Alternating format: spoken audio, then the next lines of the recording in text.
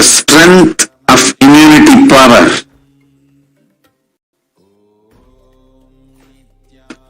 All the multi-layer after effects and side effects of this pralaya in political situations, economical situations, social situations, mental situations, in every level.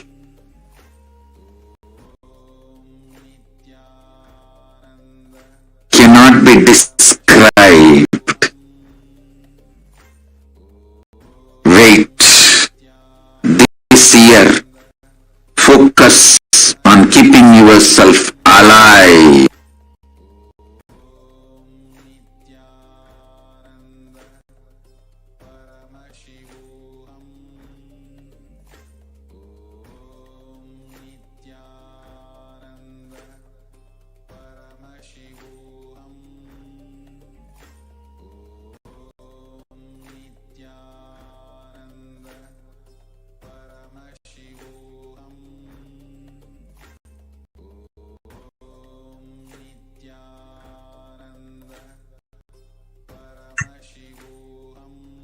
As the PARASHAKTI revealed, but still you are not realizing the power of my words. They say Corona is very much out there. With the support of the decision makers, rulers, people who are supposed to protect all of you, due to their irresponsibility, it is there and getting more and more strengthened. It is becoming more and more stronger in multiple forms, and all the other diseases which are waiting to attack the human bodies. Because Corona had made the immunity strength weak in human bodies. Human bodies have lost the strength of immunity power. All the multi-layer after effects and side effects of this pralaya in political situations, economic situations, social situations, mental situations, in every level cannot be described. Wait. This year, focus on keeping yourself alive. As Devi PARASHAKTI revealed on the 18th of June 2021 about the long-term effects, long-term impact of the COVID-19 virus on the immune system. We are seeing multiple various other researchers which are now revealing that the long-term impacts of Corona. And today we will be sharing with you some of the research articles and findings on how Corona is actually affecting our body and our immune system. Even those who actually have recovered or are no longer Corona positive, still the effects of the coronavirus, if they had it once, still that effect is very much there and it continues to impact for a few more months. Here we have an article from Science Daily which was published on the 29th of June 2021 which says how COVID-19 infection changes blood cells in a long run. New research suggests that a coronavirus infection alters the biomechanical properties of red and white blood cells, in some cases for months, a possible explanation for a long COVID. So our red and white blood cells are being affected for months post-COVID. And here we have the article which continues to say COVID-19 significantly changes the size and the stiffness of the red blood cells. The results may help to these results may help to explain why some people affected continue to complain of symptoms long after the COVID infection, and this is this phenomenon is called as long COVID, where even after you recover from the COVID, you still have long-term symptoms of the COVID virus. This article is from the Academy of Medical Sciences, which says that the way the body defends against a virus is to recognize and neutralize it. However, the article by Forbes explains that the corona suppresses the immune system by disrupting the actions of the body's immune cells. This immunosuppression allows for a 2-week incubation period, which gives corona enough time to attack the body. So the corona COVID virus is directly working on our suppresses the immune system. It disrupts the actions of the body's immune cells, and this immunosuppression allows for a 2-week incubation period, and that 2 weeks is enough for the corona to actually affect the body. So that is the reason why Devi Parashakti reveals that just keep yourself alive, quarantine yourself, protect yourself, save yourself. Do not get exposed to the COVID virus, because there are long-term impacts of the COVID virus on your body and on your immune system. Now here you can see a timeline of how the COVID-19 is typically progresses. For days, first 5 days is incubation period. Then after that you have prodromal period, and then an acute symptoms that you're seeing after the 10 days. And then we have the second week, from the second week of onset itself, either recovery begins or the complications that lead to death. And 15 days or over, there are no fever and no other symptom, but the effect of the COVID virus on the immunity and the whole body's immune system getting suppressed continues to be there even for months after the COVID virus attacking the body. Now here we see from the University of Ceylon, which says that analysis of the long-term impact of SARS-CoV-2 on the cellular immune system in individuals recovering from COVID-19 reveals a profound NKT cell impairment. And the article also says, another research article says that the COVID-19 immunity briefing note, what we know about the long-term health consequences and the priorities for research. The further studies done by the University of Oxford found that the cells profoundly impaired after recovering from COVID. The British Society for Immunology has claimed that the effects of COVID are far beyond respiratory health. It also affects our cardiovascular and renal systems. The past few months, it has become apparent that the SARS-CoV-2 infection has effects long beyond the respiratory, including the cardiovascular and renal. Further, it appears to affect our health long after the onset of the COVID virus. Here we can see an excerpt from the research briefing on how the human body is affected after COVID. Exposure to COVID-19 causes symptoms in multiple organ systems across the body and is not limited only to lungs and respiratory as was originally thought. In addition, patients are reporting chronic symptoms such as fatigue and shortness of breath that last months after the original infection. Now, the name given to those suffered from COVID-like symptoms after the infection has passed is called long COVID. And this long COVID can affect, number 1, cardiovascular system, number 2, circulatory system, number 3, the lungs. It can also cause fatigue and inflammation. Here we are seeing that even after contracting corona, your immune system remains weakened and you are susceptible to more other illnesses. Here we can see the long COVID says that the symptoms can last for weeks or months after being first infected with the virus. And the multi-organ effects from COVID-19, it affects, multi-organ effects can affect most, if not all body systems, including heart, lungs, kidneys, skin, and brain functions. I don't know what else remains if most of the vital organs of the body are getting infected by the COVID virus itself. Here you can see the black fungus, white fungus, and other fungal diseases have swept through India, affecting the recovered COVID patients. Here is an article from BBC which says there are 9,000 cases of the rare infection, and out of the 5,424 cases, 4,556 patients have a history of COVID-19. People who have been infected by these black and white fungus and yellow fungus is now reported in India. The case comes as India is battling a rise in the black fungus infection in COVID-19 patients amidst a shortage of amphoprotein B. The Health Ministry said on Monday that 5,424 cases of black fungus have been reported so far, and out of that, 4,500 plus have had a history of COVID infection. So people who are having the COVID, have had the COVID infection are extremely more susceptible to black fungus, white fungus, and so here we are seeing the different variants of the COVID virus have also been discovered. What are the India, Brazil, South Africa, and the UK variants? The deadly second wave of coronavirus we can have wreaked havoc globally, but majorly in India. WHO recently announced that the highly infectious virus variant, which was first detected in India, will be referred to as Delta variant. As per the data, the Delta variant was the primary cause behind India's devastating second wave and much more infectious than the Alpha wave. And here we can see in South Africa, COVID-19 strain, and in other parts of the world, Kent virus variant on course to sweep the world. So various different variants of the COVID virus have been found in UK, South Africa, Brazil, India. Viruses generally mutate, but in the case of COVID, we have seen that they become more dominant.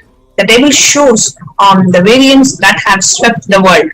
So here we can see the Alpha variant in UK, the Beta variant in South Africa, the Gamma variant in Brazil, and the Delta variant in India. Various variants of the COVID virus. And the dangers of these variants are further highlighted when the World Health Organization, WHO, categorized the Delta variant as the most highly transmittable variant of COVID. And we can see what is happening in India. Literally, the entire country is becoming a living hell, and expected more than 50% of the population has been infected in India. All about the Delta variant, the most dangerous form of COVID that caused the second wave in India. This article indicates that the Delta variant was the primary cause behind the deadly second wave of COVID in India. And here you can see the World Health Organization has categorized it as a variant of concern, VOC, and the World Health Organization, WHO, said that it continues to observe significantly increased transmittability. And more than 4,500 sequences of the variant have been detected in 60 plus countries. Studies suggest that it is around 60% more transmittable than the Alpha variant, which was more contagious than the original strain that emerged from China. Now, secondary attack rates have been known to be 51 to 67% higher than the Alpha variant, which was originally detected. So, what are the other effects of the COVID, and when is COVID-19, the virus or the COVID pandemic, is going to be stopped? When can we expect the COVID-19 pandemic to stop? How can we get back to a regular life? This is one of the questions that all of us have. And let us see what Devi PARASHAKTI has revealed about it.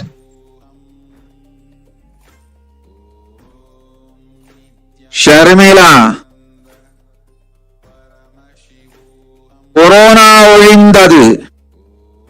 கொரோனாவை வைத்து அரசியலும் அழிவாட்டமும் செய்ய நினைக்கும் மனிதர்களின் சதிராட்டம் முடிய இன்னும் 4 ஆண்டுகளாகும்.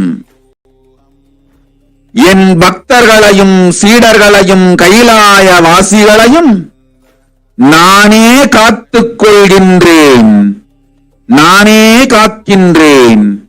என் பக்தர்களுக்கு ஒரு துயரும் ஒரு துக்கமும் வாராது.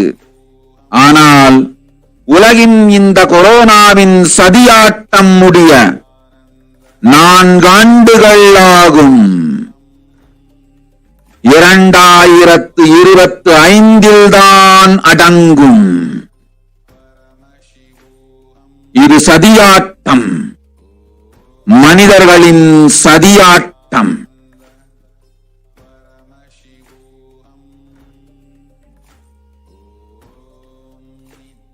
The translation of what Devi PARASHAKTI revealed. Corona is destroyed, but it will take 4 years for the political conspiracies done by the humans to end. I will protect my devotees, disciples, and Kailavasis. No suffering will come for my devotees, but it will take 4 years for the conspiracy of Corona to end. It will come to end only in 2025. It is a conspiracy, human conspiracy. We're also seeing how many articles have given predictions for the future of COVID in India. Especially here we see the article, as per Devi's revelations, you can see from the below article that there is yet more of COVID to come for India. Here it says, the third wave of COVID-19 may hit in its peak between October to November if the which is told by a government panel scientist. So the article continued to say that if a new variant was discovered, it would spread faster than during the third wave.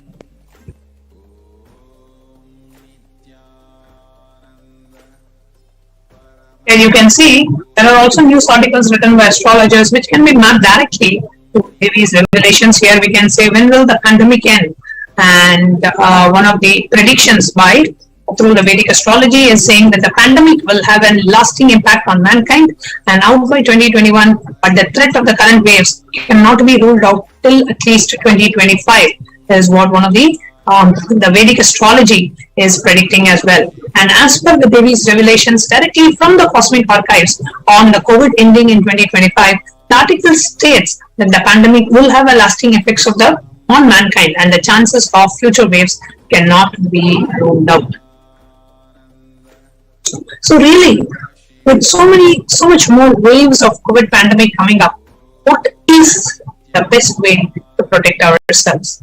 And if we can just listen to what Swamiji has been revealing, just keep yourself alive for the next 3 years. This was what Swamiji revealed in the year 2018.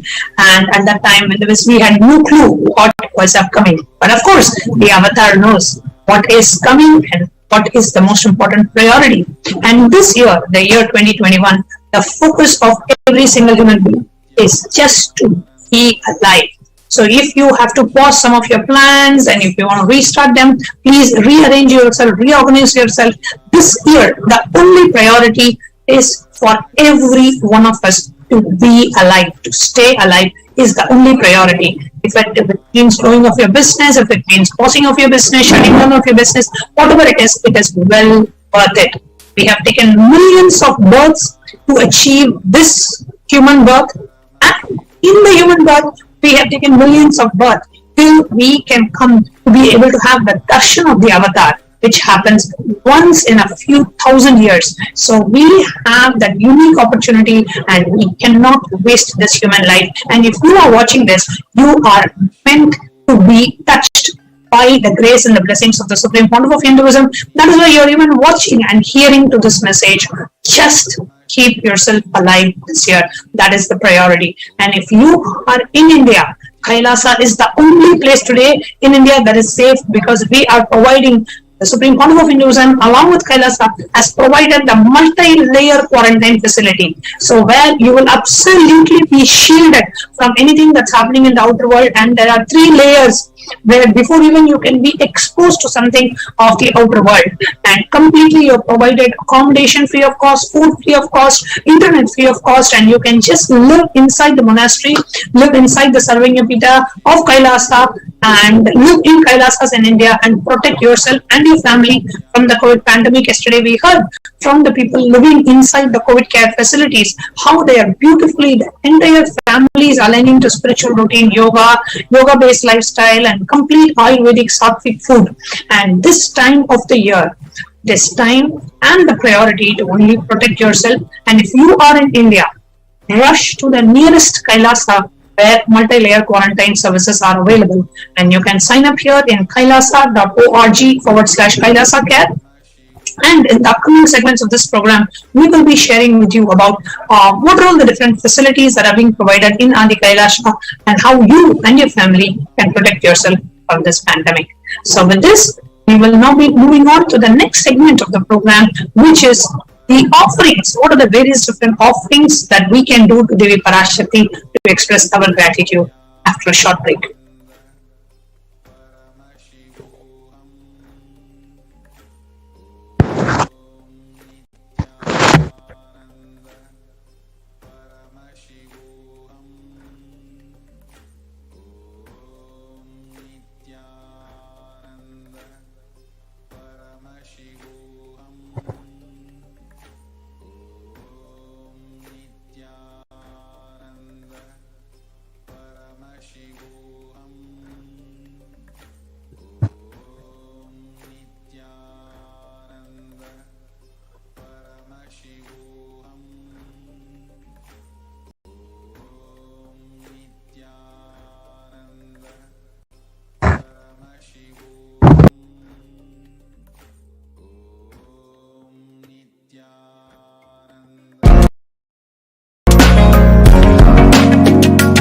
won't stop giving you just good life.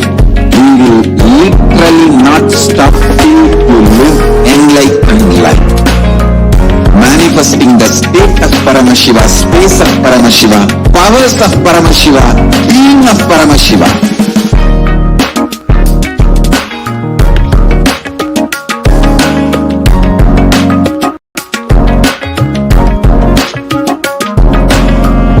Whole world should become Ekailashians. I want the whole world to know Hindus have something great to contribute to the world.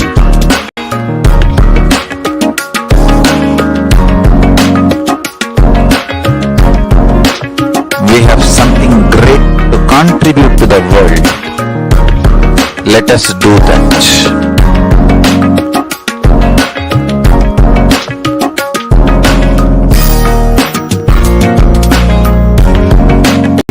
Kailasa is proper customized spiritual service helping you to identify your root patterns of suffering. We have perfected the science of helping every individual from every cultural, religious, nationality background.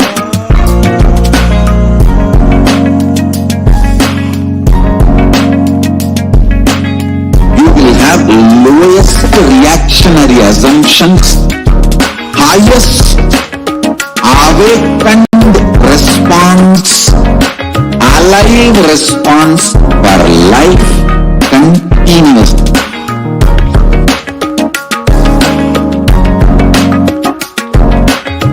Kailasa is enlightenment ecosystem, literally enlightenment itself in your own home, wherever you are. Proper customized spiritual service helping you to complete with your life negativity.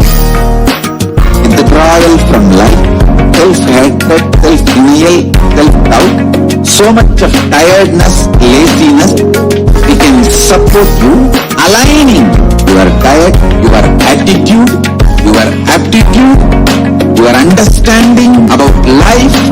We can help you with everything.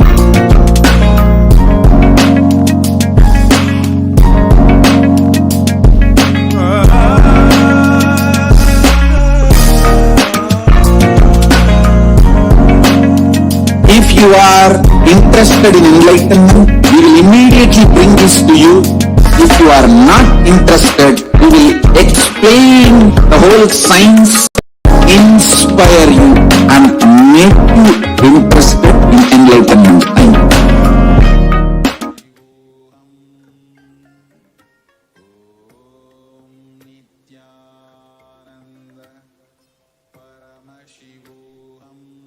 Welcome back, dear viewers. The next segment of this program, we are going to share with you what are the different ways we can connect with Devi Parashakti and what are the ways we can experience that deep gratitude, devotion and feeling connection, and how can we express the deep gratitude, devotion and feeling connection to Devi Parashakti.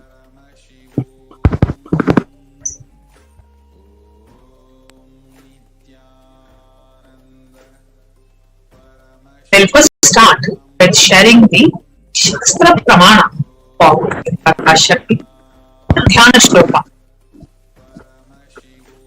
Indruvi Vedakaravatinayanam Syat Pankajadharabhaya Japakshaksarayuktam Angahimabhushana Vichitravasanam Syat Tungamakutochvala Manonmani Swarupam.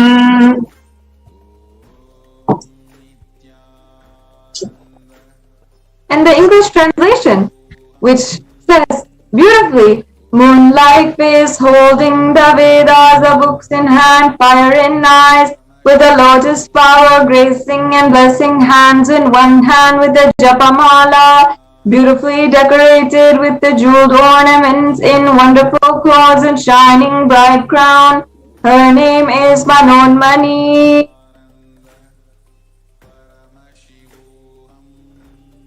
The next Dhyana Shloka. ध्यायेत्रेवीं त्रिनेत्रां शशिनि भवदनां वेदहस्तां ददानां सव्ये पद्मं वरदमपरे चाभयं साक्ष्यमालां दिव्यैरावरणैर्विभूषिततनुं ब्रह्मादिभिः पूजितां देवीमेव मनोन्मणिं प्रतिदिनं कामर्थदत्रीं शुभाम्.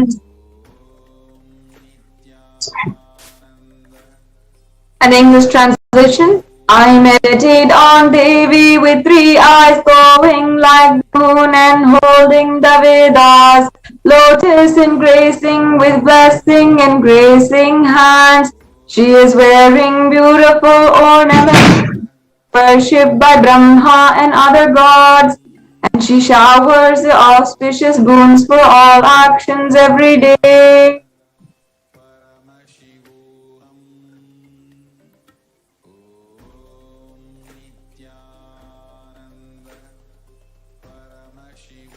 Yes. Now let us understand the significance of the divine element of gold. Gold is considered a divine, a sacred element in Sanatana Hindu Dharma, and it has reference in the Atharva Veda. And I'll just now chant the English translation. Triply born by the birth is this gold from the atoms of Agni is one. It becomes dearest to Agni. One fell away from the Soma when it was heard. One they call the seed of virtuous and powerful Apaha. Let that triple gold be for your long life. Yes, so gold is considered a divine element in the Hindu tradition.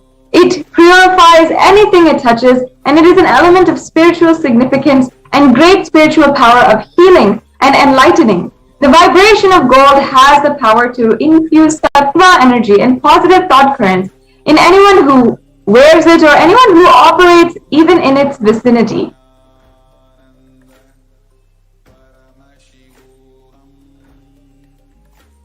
And gold is also present in all the scriptures, the Agamas, Vedas, Shrutis, Smritis, the Itihasas and Puranas. In all the Hindu scriptures, it is abundantly displayed that gold is the most auspicious and purest metal which purifies our very being. In the Hindu civilization, everything is built in gold, exchanged in gold. Ritual fees were offered in gold. When one has to be saved from life-threatening illnesses, gold was offered as a ritual fee. And gold was abundance used for weighing equivalent amounts of commodities, even including cows and other cattle. Kingdoms were built with huge doors of gold, and the streets would have huge columns and huge archways made of gold. Horses and cows and all of the animals that lived in coexistence in the civilization were also dressed in gold.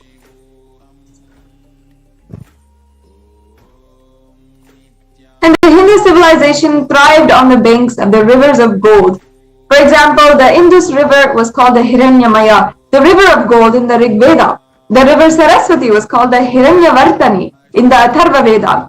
Gold is the supreme element for offering gifts to ones you love and revere. And temples are constructed and paved in gold, deities are made in gold and decked and adorned in gold. And because it preserves the enlightenment energy for thousands of years, it literally lasts forever.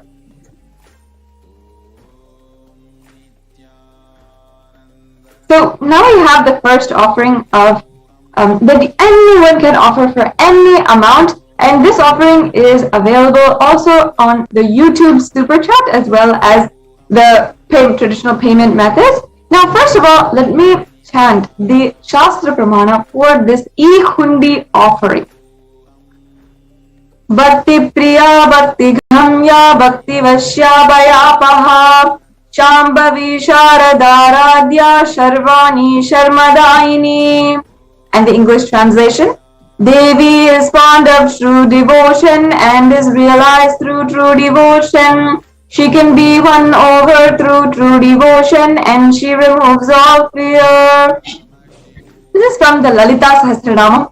And it promises that if there is any fear in the minds of devotees, that Devi is the one who can remove that fear, and that she appreciates, she loves for any kind, any small form of devotion. And it also says in the Lalita Sahasranama that Devi is worshipped in autumn. Now, this is not the season autumn, but when naturally in our lives our thoughts and focus starts to turn more inwards, and the role of the divine becomes known and understood more clearly. At that time in our lives, Devi and the need for the worship of Devi becomes stronger. So in this verse, Shambhavi is the consort of Lord Shambhu, who's Lord Shiva, and Sharada Radhya means worship by Sharada, Saraswati, and Sharvani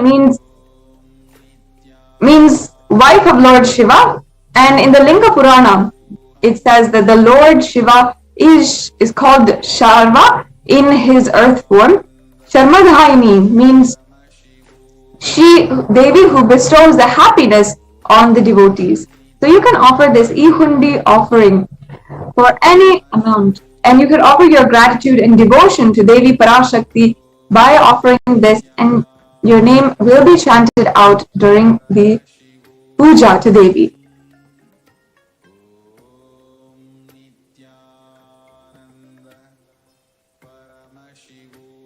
Yes, and the next offering is the Sankalpa chanting. So in this offering, the Shastra Pramana is coming from the Devi Mahatmyam, chapter 12, verse 14, and offering this Sankalpa, the conscious resolution, blesses a person with all the fruition and desires and wishings that he is yearning for. And from the Devi Mahatmya, the Pramana is from chapter 12, verse 34. So I'll just chant the English translation. The goddess enchants this whole universe, and she herself gives birth to this universe. The goddess, being prayed without interest in anything, gives that knowledge that leads to salvation and gives wealth in the materialistic sense. So you can offer this conscious resolution, whether it is the conscious resolution to manifest breakthrough in your life, or to manifest anything you want. You can offer this today to Devi Parashakti. If you're interested in making these offerings, you can go to tiny.cc/Devi offerings. Yes, and the next offering, a very special, very unique kind of offering, is the Sahasranama Swarna Kasu. In the Lalita Sahasranama, in verse 731, Devi Parashakti is described as Nama Parayana Prita, meaning the one, she who likes the repetition of her various names. And this is the offering of the 1008 names of Devi Parashakti. You might have heard before the Sahasranama Archana or the Namavali Archana.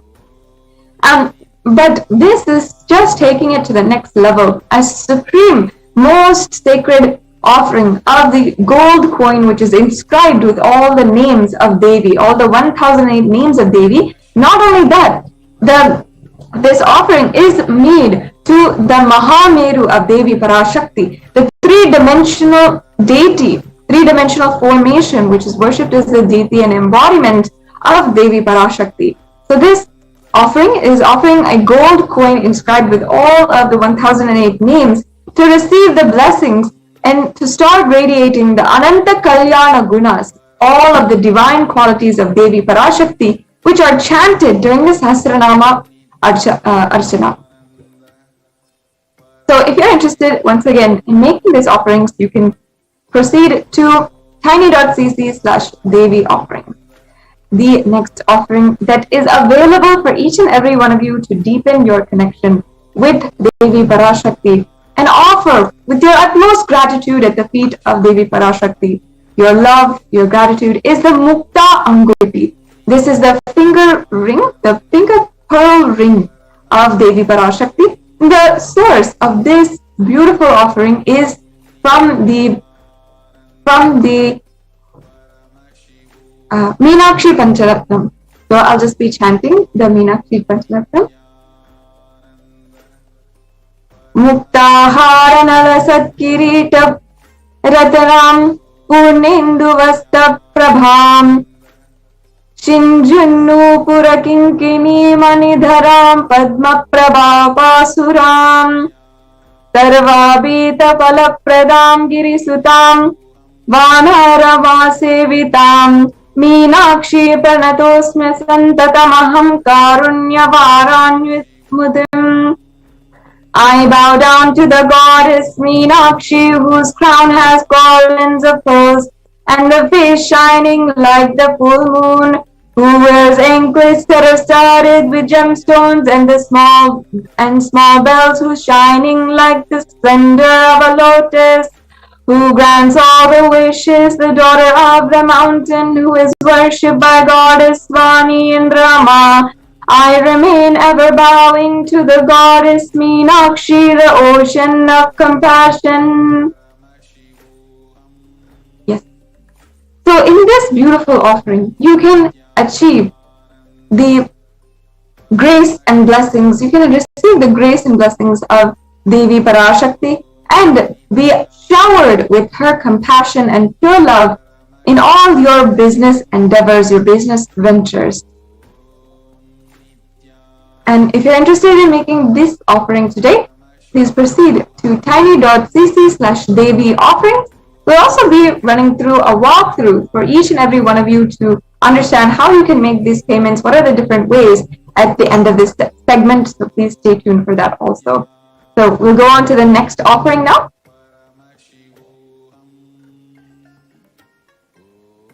The next offering is the Swarna Padma Pushpa, the golden lotus. So in the Kamic Agama, it says that all of the kalashas should be wound around with a suitable thread and covered with new cloth. They should be adorned with a lotus flower made of gold. So here it is giving from the Kamic Agama the reference for the lotus flower offering made of gold. And in the Hindu scriptures, the lotus is a very common and very sacred element or sacred flower. The next slide, please.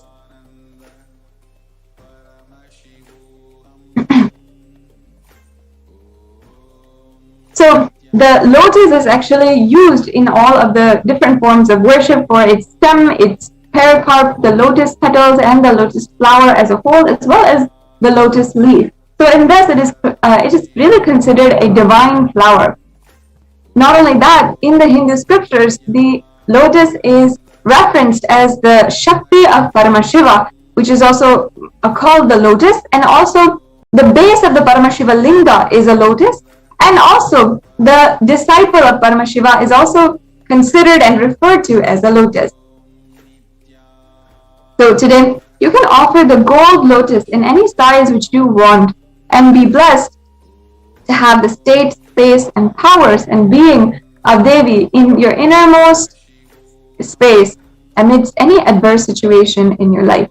What is known most about the lotus is that in any kind of water, whether it is so muddy and polluted, the lotus will be the flower that blooms from that kind of water, from even the swamps and from the ponds, even with the lowest amount of water. So even in the adverse situations of life, this flower or this offering can give you the strength to face the situation and overcome and grow and be the best in any adverse situation of your life. The next slide, please.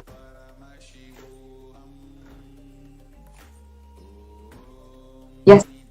So the next offering is the Swarnameti offering, which is the gold toe ring. In the Hindu tradition, the toe ring is a very traditional piece of jewelry which the women wear, the married women wear, and Devi Parashakti as the divine consort of Paramashiva and the cosmic mother wears the golden toe ring. So we offer this to Devi Parashakti, and this is referenced also in the sacred scriptures. I'll just be chanting the English translation. You whose brightness from the toenails destroys the darkness of ignorance, from the minds of devotees who prostrate at your feet. You whose brightness from your 2 feet overpowers that of the lotus flower. So this Swarnamati offering is what you can make in order to remove all the darkness and remove the ignorance which is there inside of you, and receive the blessings of Devi Parashakti, receive the ultimate illumination, the experience of Paramashiva and Paramashivoham with Devi Parashakti. The next slide, please.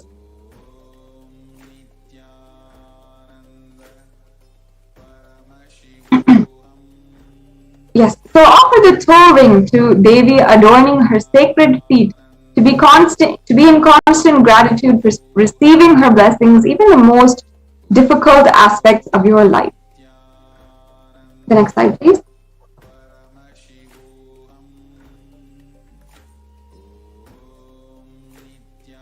The next offering is the Swarna Mantika, the gold hairline jewelry. Another very traditional piece of jewelry which all Hindu women, traditional Hindu women wear, regardless if you are married or not. So this hairline jewelry actually represents the nectar which is overflowing from the Sahasrara chakra when it's fully open. So the Sahasrara chakra is actually represented by the 1,000-petaled lotus, and that sits right on your crown and right at the top of your head. And it is the chakra, our energy center, associated with gratitude and feelings of gratitude. So when that is overflowing and when that chakra is opened, the nectar which is coming out is represented by the mantika.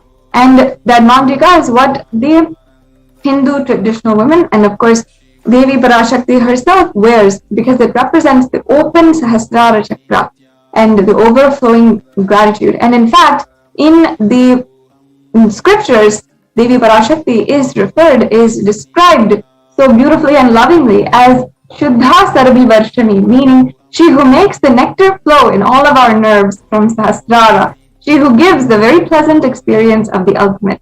So as you can see, it's such a sweet offering, the golden hairline jewelry, which is basically the representation of the nectar overflowing from the Sahasrara chakra.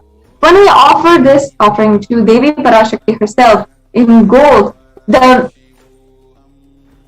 this literally gives us the blessing of overflowing gratitude to Devi Parashakti for her utmost compassion in our lives. And not only that, the space of complete completion. In fact, when the Sahasrara chakra opens, we experience the space of complete completion and overflowing gratitude, which is what Devi Parashakti blesses us with in this offering. The next slide, please.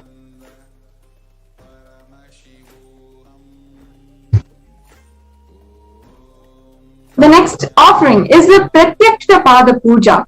Now, the Pratyaksha Pada Puja is one of the most beloved offerings because it is an offering of puja directly at the feet of the Guru. And the Guru being alive, the very incarnation of Paramashiva and Parashakti in the human form today, it becomes the most powerful offering that you can make.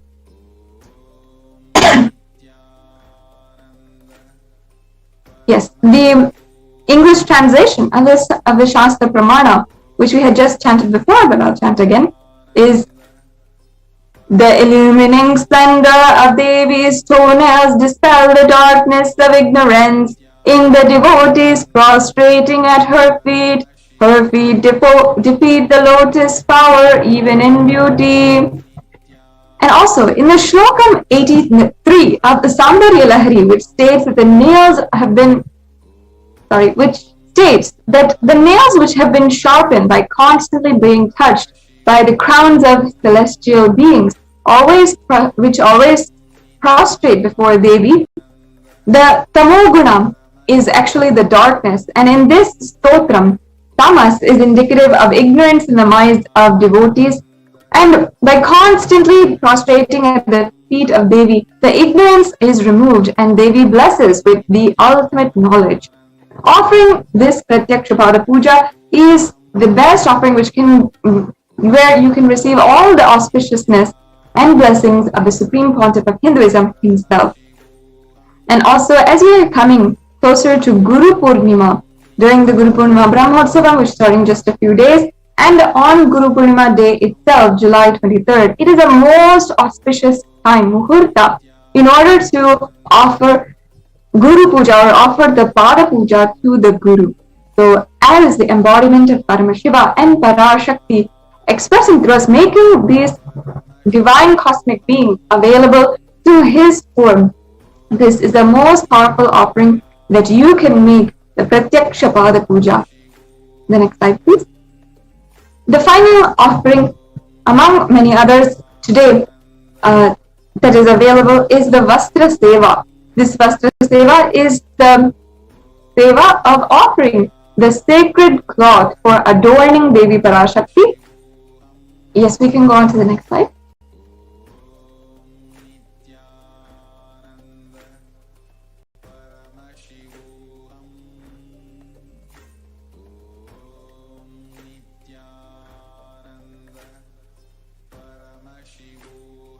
Yes.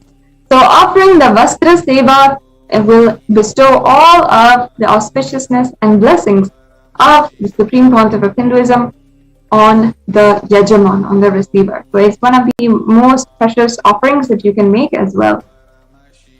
So this comes to a conclusion of all the different offerings. We now can show you a brief summary of all of the different offerings which you can make today.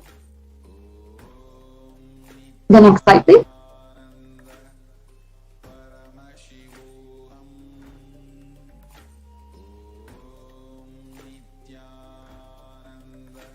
So as you can see, the Ihundi offering, the Sankalpa chanting, the Sahasranama, Devi Sahasranama Kasu, Swarna Kasu, as well as the Mukta Anguti, the Swarna Padma Pushpa, the Swarna Meti, the Swarna Mamtika, the Pratyakshapada Puja, and the Vastra Seva. So all of these are available for different amounts in order for you to offer directly to Devi Parashakti. If you'd like to proceed with your payment and proceed with the next steps immediately, you don't need to wait. You can go to tiny.cc/Devi offerings. And if you want more information as well, you can find some more there. The next slide, please.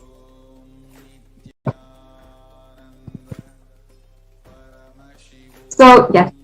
Now, in the registration form that you are going to make, there are actually two options. So, if you are ready to make these offerings, you're feeling inspired, you want to immediately make these offerings and immediately connect with Devi Parashakti, you don't need to wait. You can go ahead and fill out the payment details and fill out the registration form as well as the Sankalpa form, and go ahead and make your payment. Now, also, if you feel that I really want to make these offerings, I really feel that I am feeling so grateful for Devi Parashakti for what she has given me in my life, whether it is health, long-lasting relationships, wealth, whatever it is, but you feel, okay, I might not be ready to make the offering that I really want to make.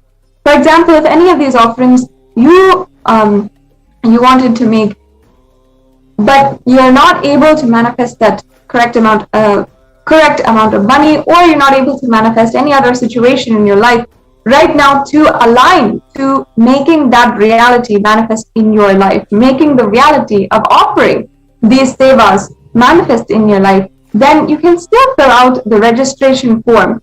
So either if you're interested in making the offering, you'd like to know more information, or you want help in manifesting this offering in your life, or you just want more details, you can fill out the registration form and we can help you with ensuring that you manifest this in your life. So you can go ahead to tiny.cc/Baba Samadhi and you can fill out the registration form if you want help in manifesting this offering today. The other options here are the online payment. If you are ready to make the online payment for the offering of the sevas, you can go to tiny.cc/daily offerings. And always, after the payments, make sure that you are submitting the details for the puja at tiny.cc/sankalpa 2021.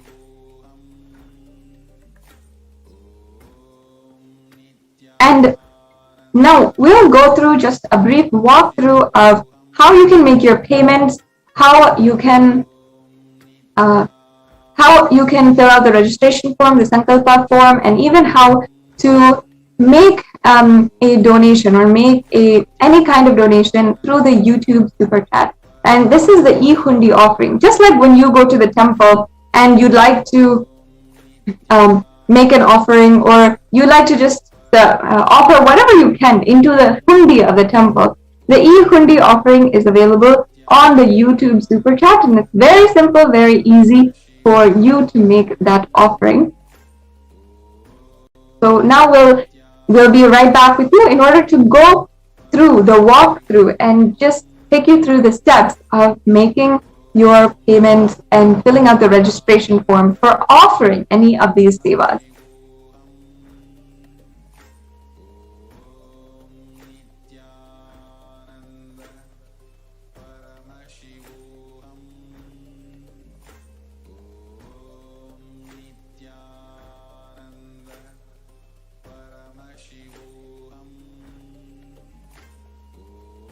Yes, as we get that ready, I invite all the viewers just to, I highly encourage and hope you understand, first of all, that Devi PARASHAKTI is blessing each and every one of us with just her personal love, personal compassion and grace for each and every one of us, regardless of the fact if we are ready to offer anything to her, if we want, even if we are having even the smallest amount of gratitude. She is revealing the Akashic records to us and guiding us in these very dark times in many of our lives. But if you would like to make this offering, and just establish your relationship with Devi with deep gratitude, that ultimately manifests more and more of Devi's blessings in your life, of whatever you want to manifest, a breakthrough in your life. So these are scientific, literally proven methods researched by the ancient Vedic scientists, the ancient rishis of Sanatana Hindu Dharma, of deepening and establishing yourself in the ultimate connection with Devi Parashakti, each and every one of these sevas. So make sure that even if you are not ready to make the payment immediately, that you start manifesting, each and every one of you, these offerings of gratitude in your life today. So now we can go through the different payment methods and the how to make a payment or make an e-hundi offering on the YouTube Super Chat. Yes, thank you, Masala Shukriya. Here what we're seeing on the screen is the YouTube live screen, where if you're watching the live stream on YouTube, this is what you will see. And on the right side, you will see a chat box. Now, in the chat box at the bottom, it says members only mode, which is available. Whenever the Devi Parashakti Akashic reading is going on, only the members of the official YouTube channel will be able to post your questions directly for Devi Parashakti to see it and bless us all. So if you would like to join as a member of the channel, all you have to do is click on join, and you will have various different member options available: bronze, silver, gold, platinum, and premium options available. All you have to do is click on join,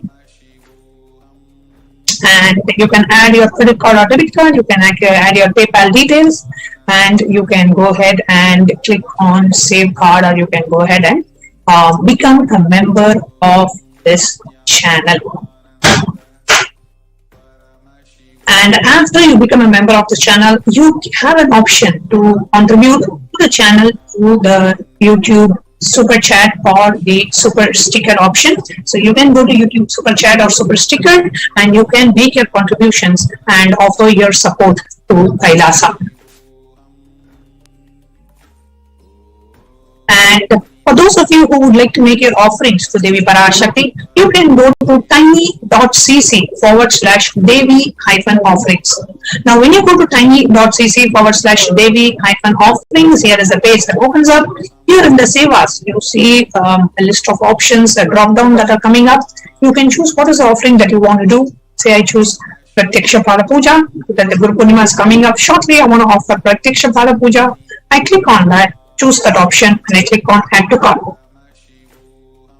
When I click on Add to Cart, it goes and shows me the various different options that I have, the various offerings that I have selected. In this case, only the Pratyaksha Pada Puja.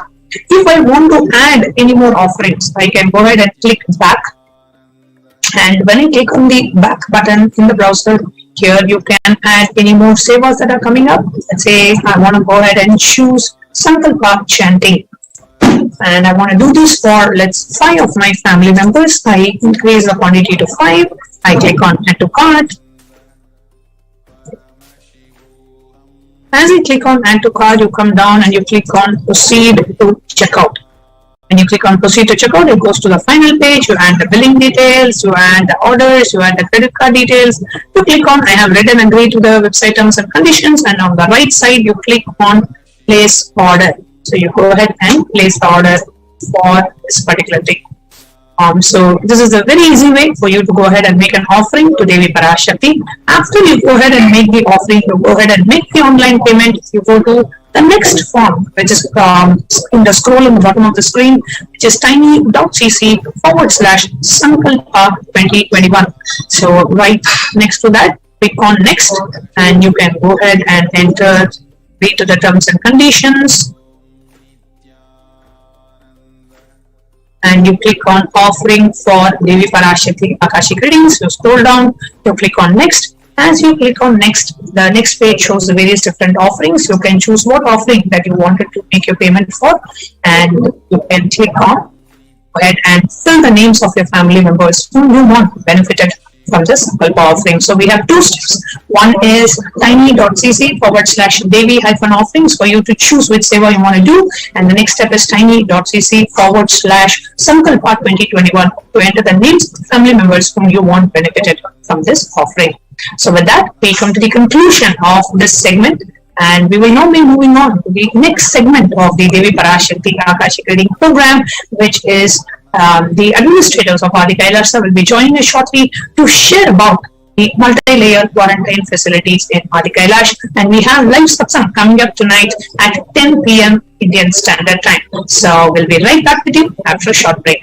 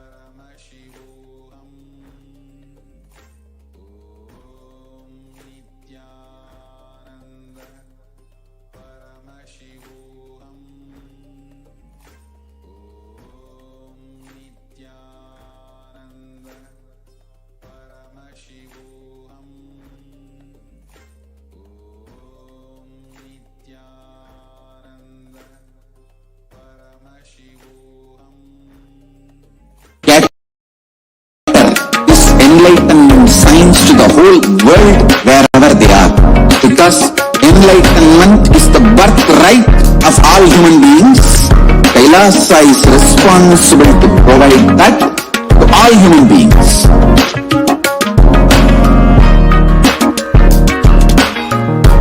Kailasa is the totality of the knowledge I received from my gurus and practice manifested in my life, perfected by teaching millions of people from all cultures, time zones, backgrounds, genders, nationality, race, from every creed.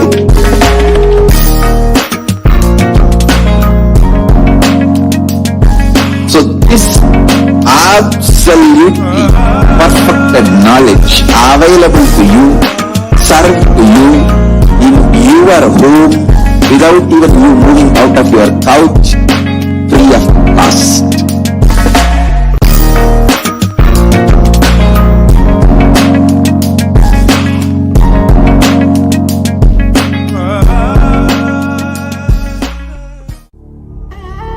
What I mean by the word E-Kailasa, listen intensely. Enlightenment ecosystem, literally enlightenment itself, in your own home, wherever you are. If you cannot come to Kailasa, it's okay. Kailasa can come to you. Kailasa coming to you is E-Kailasa.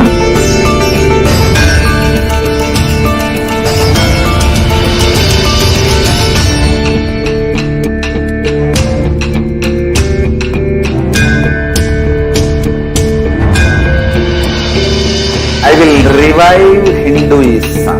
I am a Hindu revivalist, not by any revolution, but by evolution.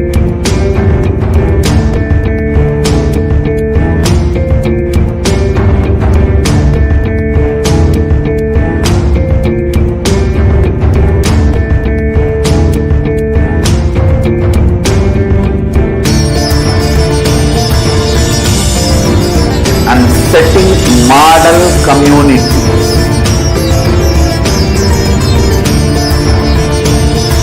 Kailasa, enlightenment ecosystems, Sarvanya Peethas all over the world.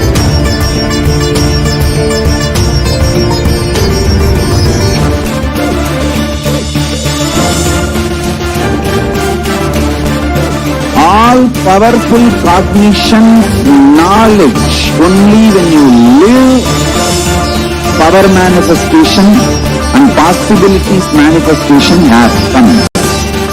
It's a fundamental truth.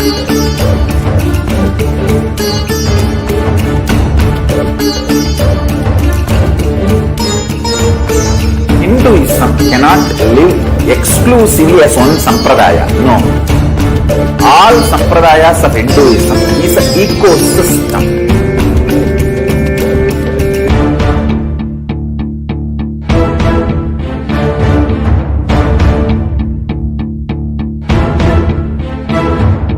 So don't keep quiet thinking that if one sampradaya is attacked, only that sampradaya is going to be affected.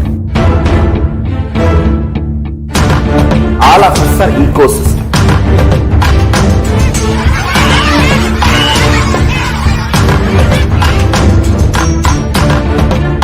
I invite all of you to get involved and enjoy Hinduism by the principle of Dharmo Rakshati Rakshitaha. When you protect Dharma, Dharma protects you. You will make the whole planet flourish spiritually. The spiritual prosperity. Happen whole planet. We all have to coexist together.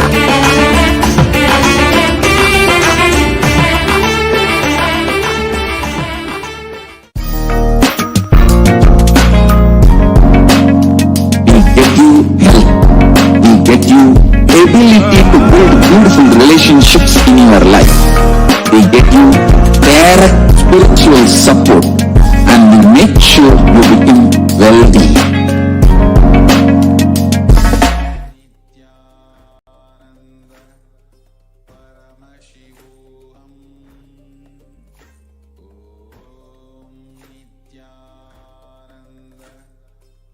Paramashivoham. Om Nityananda Paramashivoham. Om Nityananda Paramashivoham. Om Nityananda Paramashivoham. Nityananda Paramashivoham. We won't stop giving you just good life. We will literally not stop till you live enlightened life. Manifesting the state of Paramashiva, space of Paramashiva, powers of Paramashiva, being of Paramashiva.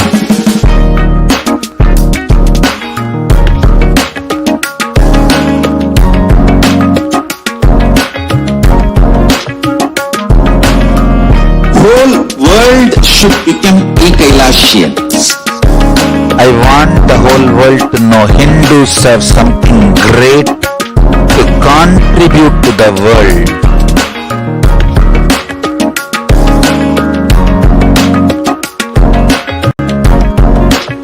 We have something great to contribute to the world.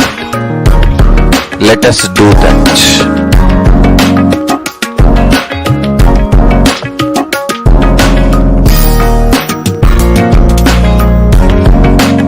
Kailasa is proper customized spiritual service helping you to identify your root patterns of suffering. We have perfected the science of helping every individual from every cultural, religious, nationality background.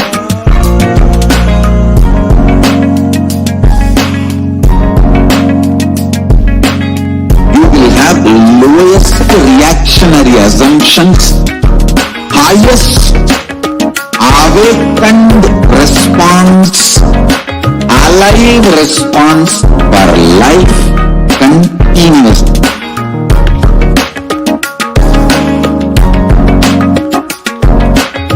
Kailasa is enlightenment ecosystem, literally enlightenment itself in your own home, wherever you are.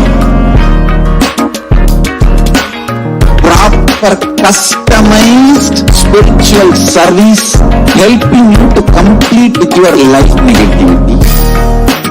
Withdrawal from life, self-hatred, self-denial, self-doubt, so much of tiredness, laziness, we can support you aligning your diet, your attitude, your aptitude, your understanding about life. We can help you with everything.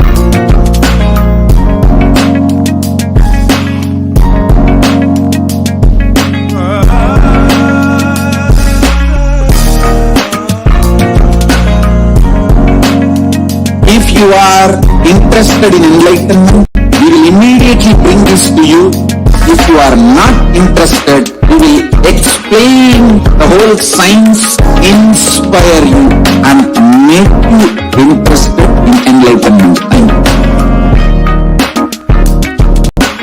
We need to cater this enlightenment science to the whole world wherever they are, because enlightenment is the birthright of all human beings. Kailasa is responsible to provide that to all human beings.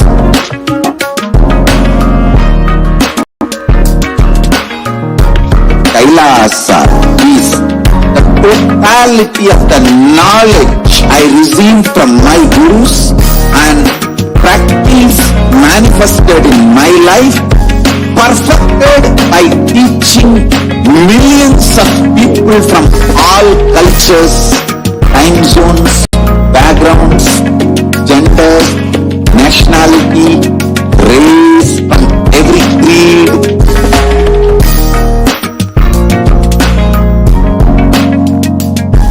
So this absolutely perfected knowledge available to you, served to you in your home without even you moving out of your couch, free of cost.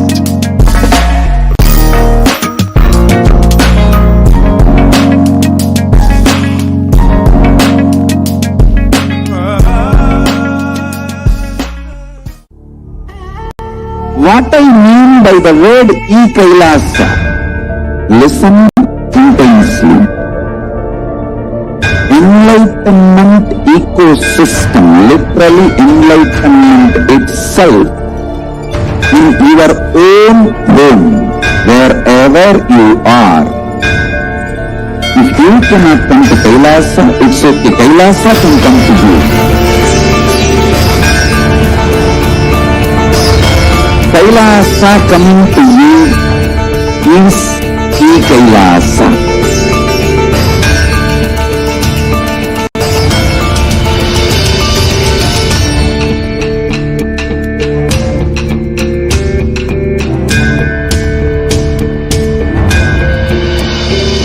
I will revive Hinduism.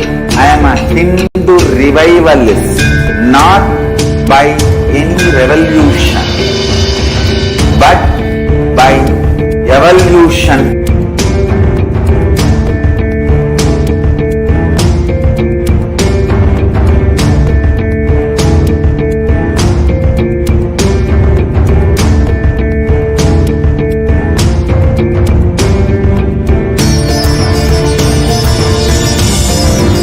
And setting model community.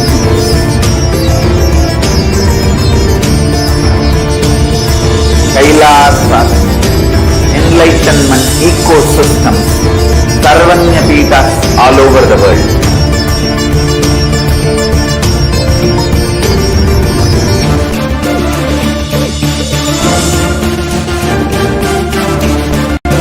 All powerful cognition, knowledge, only when you live, power manifestation and possibilities manifestation happens. It's a fundamental truth.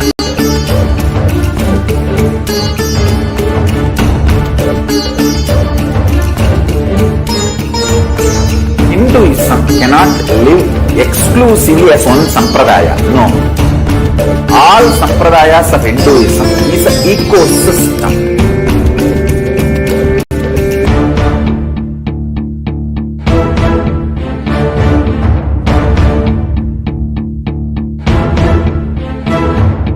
So don't keep quiet thinking that if one sampradaya is attacked, only that sampradaya is going to be affected.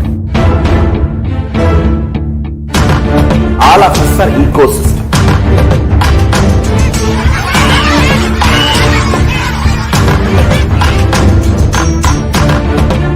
I invite all of you to get involved and enjoy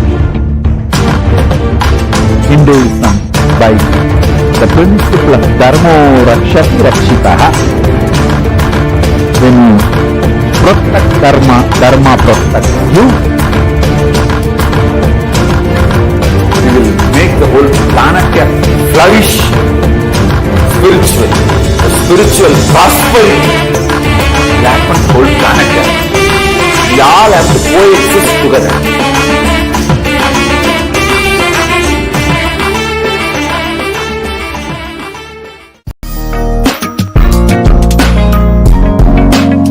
We get you health. We get you ability to build beautiful relationships in your life. We get you direct spiritual support, and we make sure you become wealthy.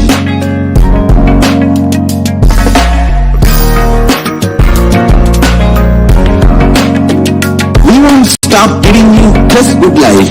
We will literally not stop till you manifesting the state of Paramashiva, space of Paramashiva, powers of Paramashiva, being of Paramashiva.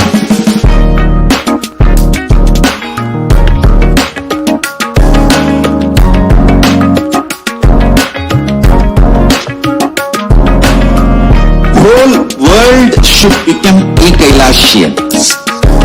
I want the whole world to know Hindus have something great to contribute to the world.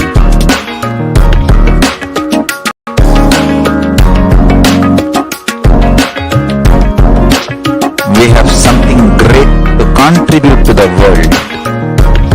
Let us do that.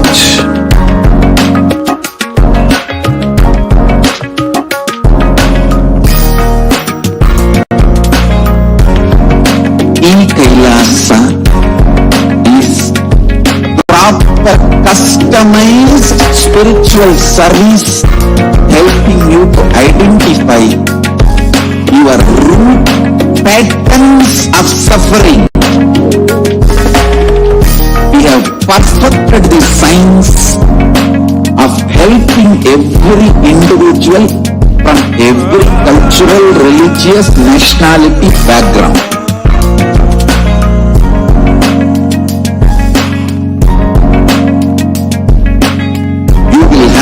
Lowest reactionary assumptions, highest awakened response, alive response for life continuously.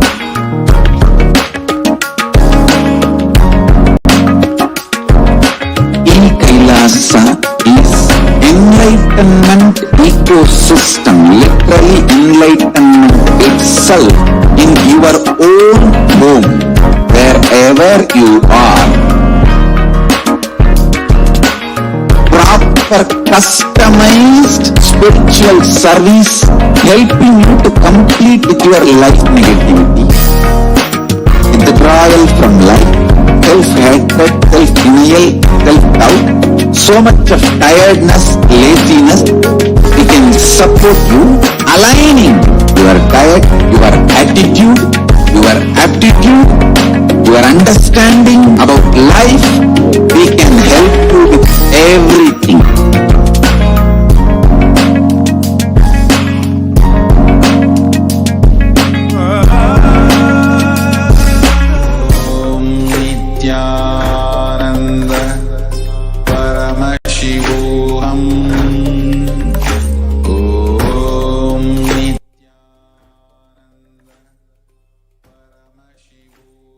Nityanandam, and welcome to the next segment, which is about the revival of temple sciences and ecosystems.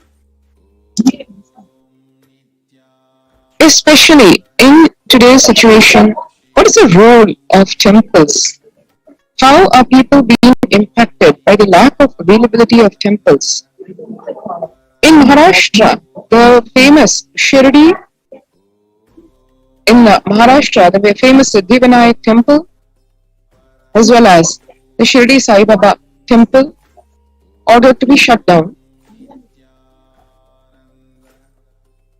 In Puri, the very famous Jagannath temple ordered to remain closed for public in the wake of the statewide lockdown.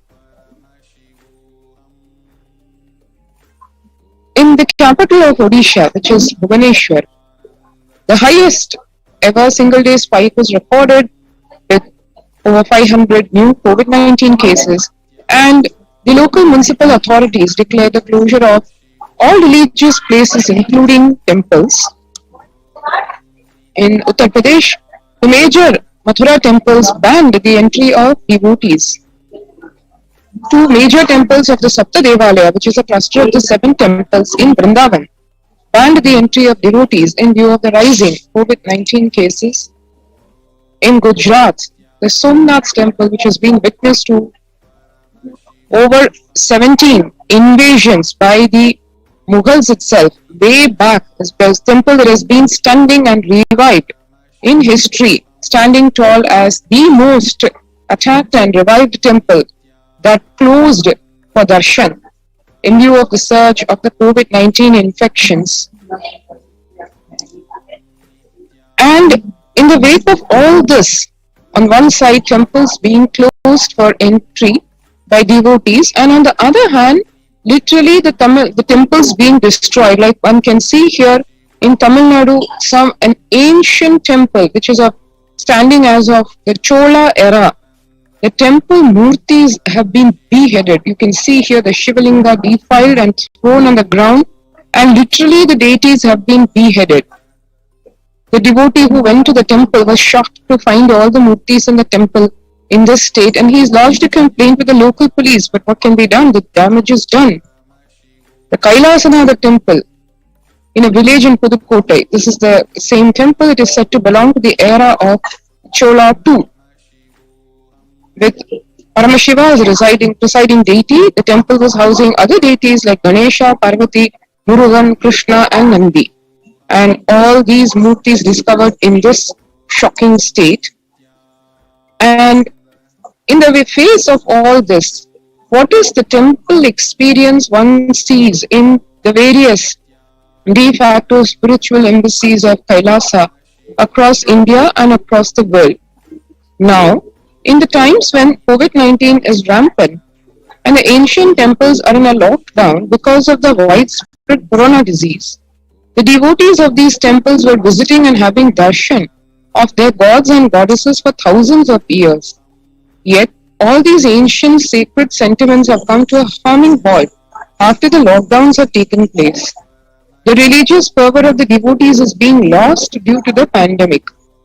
The Supreme Pontiff of Hinduism is reviving the e-Kailasa ecosystem and bringing all the ancient traditions of the online platforms on Kailasa TV, YouTube and Facebook.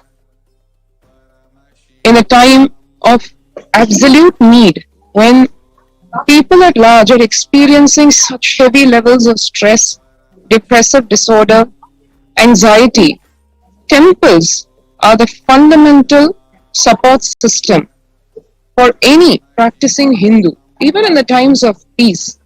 Then what about the times of distress?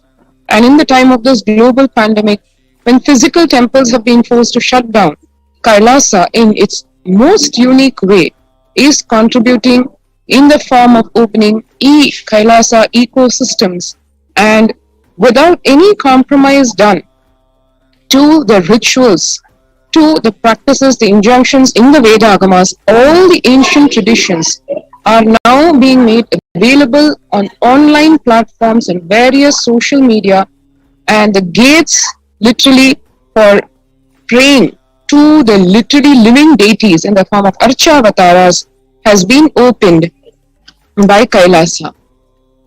And let us now understand why deity worship in the first place. Bhagavan says, please understand, deities are not mere idols. They are embodiment of ideals. We do not worship the idols. We worship the ideals represented through the idols. When the divine is present before him in a form he can see, touch and relate to, the transmutation becomes an easy and joyful process. Second, deities in a real kshetra, means energy field, are always carved in the form of ancient masters and enlightened beings. Even though no longer in the body, they can be invoked. The masters can be invoked, their energy can be invoked through the name or form they used while they were in the physical plane. When we pray to the deity or chant its name, the corresponding divine vibration is automatically awakened and becomes available on the energy plane to guide and bless us. This is really the science of deity worship. The Supreme Pontiff of Hinduism, Bhagavan Nityananda Paramashivam, has revealed how we, the Hindus, mastered the science of bringing the divine to the deities and expressing the divine through the deities. The whole science has been mastered in the Vedic tradition. The revival of temples will be the revival of world peace and world bliss, revival of temple culture, the deity worship, where people are made to look in. That is where the revival of Sanatana Hindu Dharma, Advaita Satya, is going to happen. Shiva saved Markandeya from death, and that became an independent deity, Kala Kala. Same way, he danced in ecstasy. That action became Nataraja. Vishnu's very action of showering blessings on the world became Lakshmi. Brahma's very action of constantly sharing the wisdom with the whole universe became Saraswati. So, each of the actions of the ultimate becomes independent intelligence and energy. When those deities, whatever you want, immediately happens. Whatever result you want, worship with rites those divine energies who are the personification of those actions. Immediate results are achieved by connecting with those deities. In this world, this can be a powerful method through which you can achieve whatever you want in your life. This is really the science of worship, the core of the temple tradition, one of the most important, the central pillars of Kailasa, deity worship and temples. And this is not some custom or tradition or superstition. It is a very solid science based on the science of life, based on the multi-dimensional logic on which the universe operates. That science revealed in all its glory, tradition, inner workings by the Supreme Pontiff of Hinduism, not only in the form of this knowledge, but also as an experience in the form of the huge, magnificent temples housing living deities, Archavataras, and all the temples in the de facto spiritual embassies of Kailasa worldwide. And that is one of the many ways in which the COVID care protection centers of Kailasa in the various de facto spiritual embassies are providing support and succor to one and all who register to this COVID care protection centers. We will, in the next few minutes, be understanding what are the various ways in which the COVID care protection centers offer one protection in all levels, physical, mental, psychological, spiritual. And if you would like to register yourself for the COVID care protection centers, please register now through this link, https://kailasa.org/Kailasa care. That is https://kailasa.org/KAILASACARE. Let us take a few seconds now to register ourselves in this link.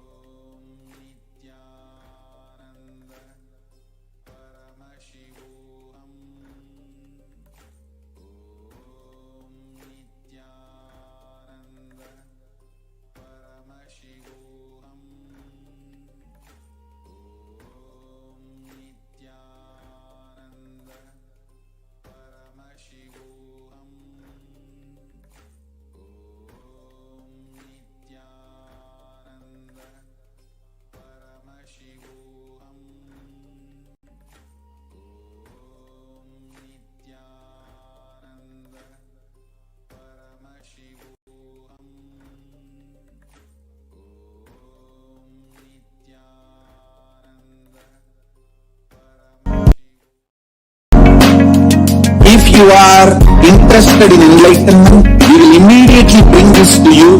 If you are not interested, we will explain the whole science, inspire you and make you interested in enlightenment time.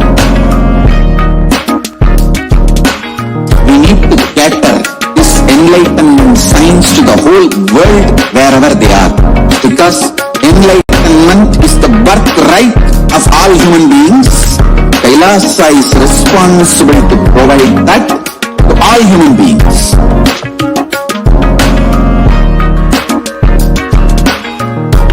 Kailasa is the totality of the knowledge I received from my gurus and practice manifested in my life, perfected by teaching millions of people from all cultures, time zones, backgrounds, genders, nationality, race, from every creed.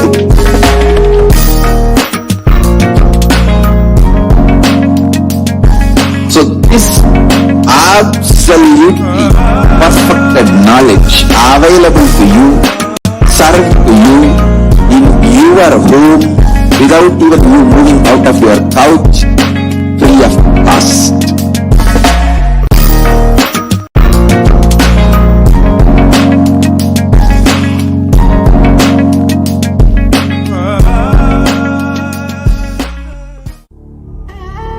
What I mean by the word E-Kailasa, listen intensely. Enlightenment ecosystem, literally enlightenment itself, in your own home, wherever you are. If you cannot come to Kailasa, it's okay. Kailasa can come to you. Kailasa coming to you is E-Kailasa.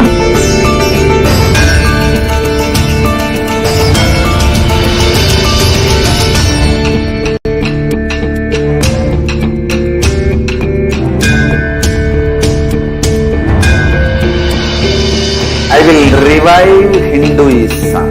I am a Hindu revivalist, not by any revolution, but by evolution.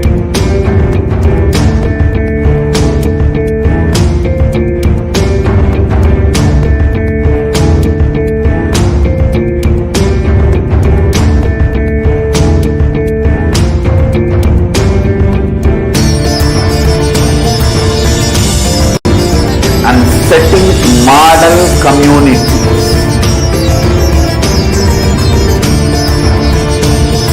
Kailasa, enlightenment ecosystems, Sarvanya Peethas all over the world.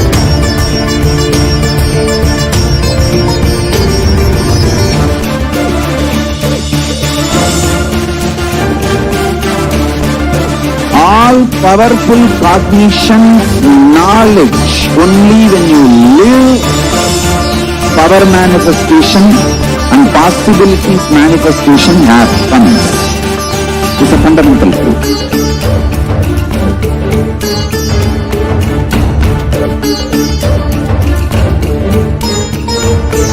Hinduism cannot live exclusively as one sampradaya. No. All sampradayas of Hinduism is an ecosystem.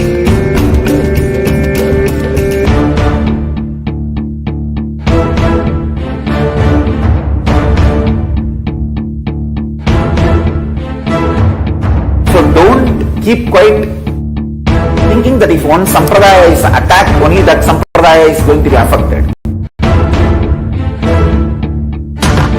All of us are ecosystem.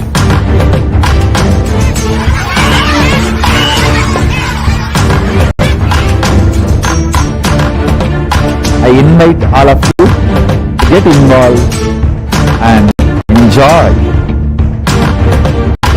Hinduism by the principle of Dharmo Rakshati Rakshitaha. When you protect Dharma, Dharma protects you.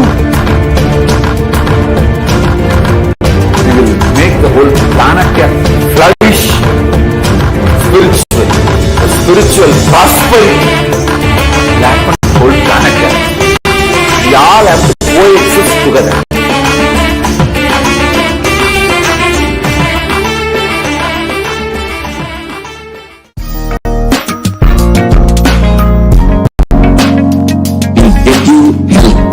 Will get you ability to build beautiful relationships in your life. They get you direct spiritual support and will make sure you become wealthy.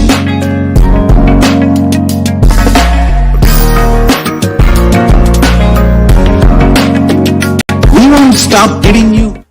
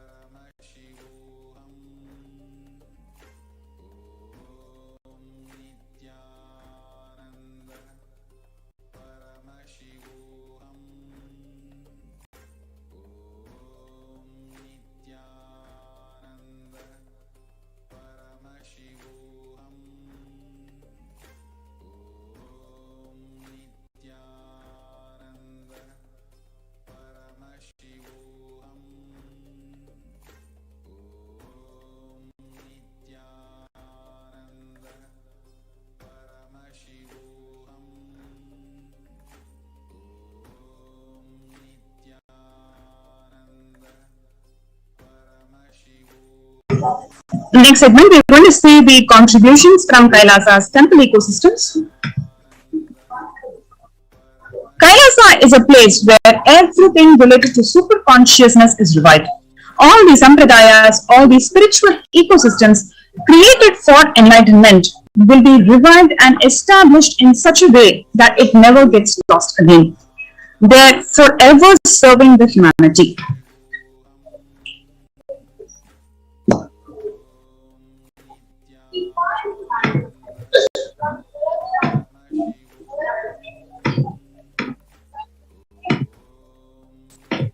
Next, we are going to watch the video where the Supreme Pontiff of Hinduism, Jagadguru Mahasamidhanam, His Divine Holiness Swamiji, is going to share about the revival of Hindu temple ecosystems.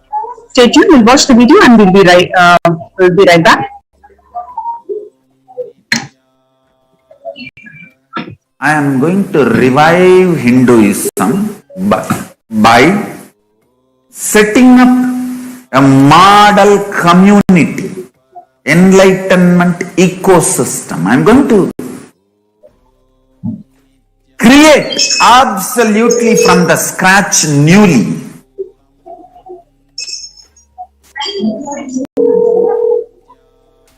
self-sustained, temple-based Hindu ancient enlightenment ecosystem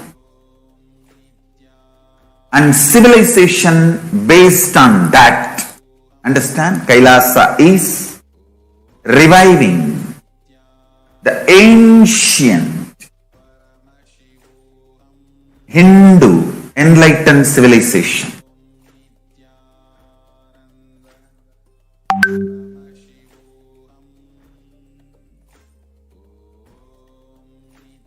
Paramashiva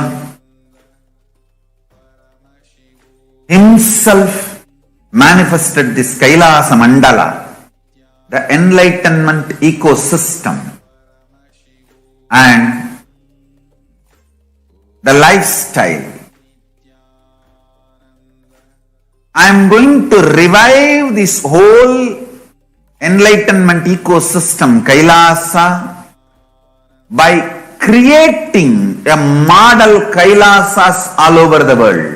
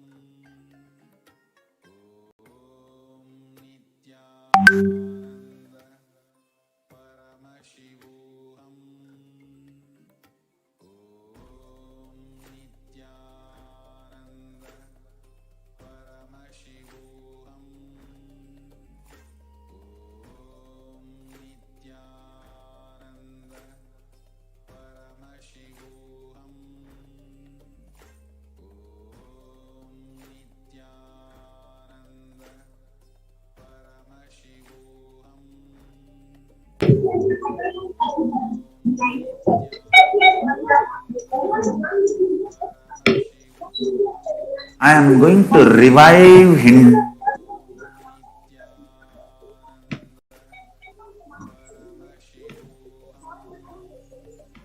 enlightenment ecosystem. I am going to create absolute. Sorry for the technical glitch.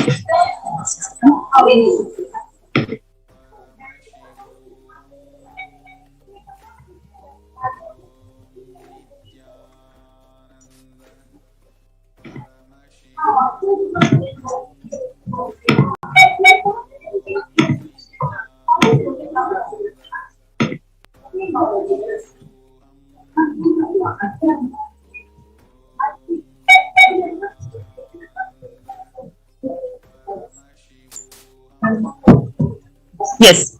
So, the ideation of violence in recent lifestyle has enabled disruption in several nations, affecting the millions of lives with mental distress, physical health ailments, defalcation of food supply, and pinpointed destruction to the infrastructure of several countries. The Supreme Council of Hinduism has dedicated his life and made it his mission to bring the global peace from the ground level through the Kailasa's Department of Religion and Worship and the Department of Human Services, to bring harmony in humanity, to create a life of freedom and peace for every individual on the planet through the revival of the temple ecosystems.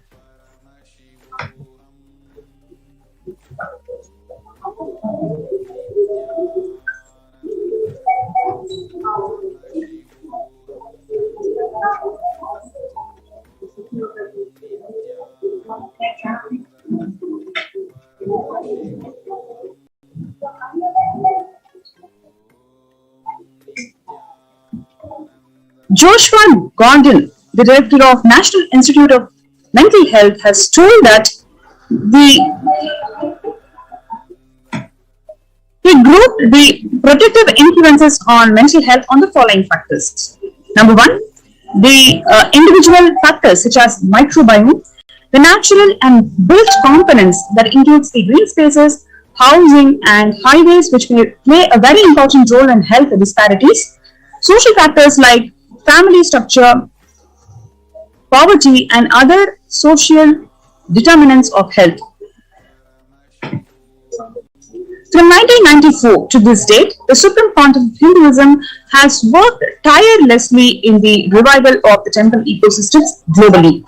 Through Kailasa's Department of Health and Worship and the Department of Human Services, led by the Supreme Pontiff of Hinduism, this lifelong commitment to the mission and the vision of bringing global harmony, sustainable living, and reproducible ecosystems have been proven in building active, contributing temple ecosystems around the world. On 21st of October 2006, following a meditation under the sacred banyan tree in Adi Kailasa, peacekeepers of Kailasa, along with the children of Nityananda Gurukul, celebrate the auspicious occasion of Deepavali. On 22nd of December 2018, the peacekeepers of Kailasa and the participants of PARASHAKTI meditation workshop take part in the celebrations of traditional flag hoisting ceremony. On 14th of December 2006, the Supreme Pontiff of Hinduism conducting the Nityananda Spurana Convention program. On 17th of December 2006, the Supreme Pontiff of Hinduism conducting the Nityananda Spurana program in St. Peter's Engineering College. On 26th of May 2006, the peacekeepers of Kailasa and the Supreme Pontiff of Hinduism on Himalayan Yatra, the traditional sacred pilgrimage to the Himalayan mountains and up the river Ganga. The temple ecosystem of Tiruvannamalai serves as the driving factor in maintaining the lifestyle of health, wealth, and well-being of denizens of Tiruvannamalai, one of the remaining living temple ecosystems. On 31st of December 2018, the peacekeepers of Kailasa and the participants of PARASHAKTI meditation workshop take part in morning meditation and traditional puja or the ritualistic worship in Adi Kailasa.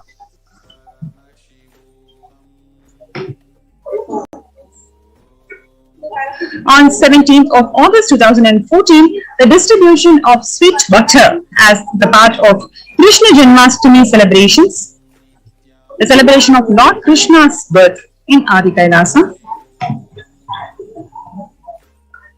On 17th of August in the same year, where you can see playfully colorful celebrations of Krishna Janmashtami. So you can actually understand how the whole temple ecosystem is spreading happiness, oneness, and consciously evolving each and every being.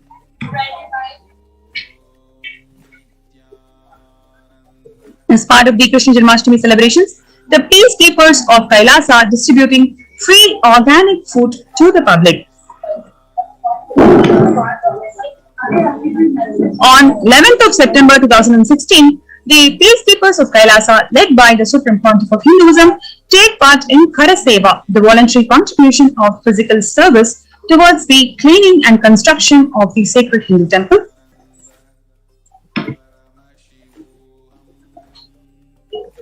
The Supreme Pontiff of Hinduism arrives with the volunteers and the Kailasa's peacekeepers to provide relief efforts to the cyclone-hit Pondicherry region through the distribution of food, water, and basic necessities, medical camps, and clearing the local roads for further relief efforts.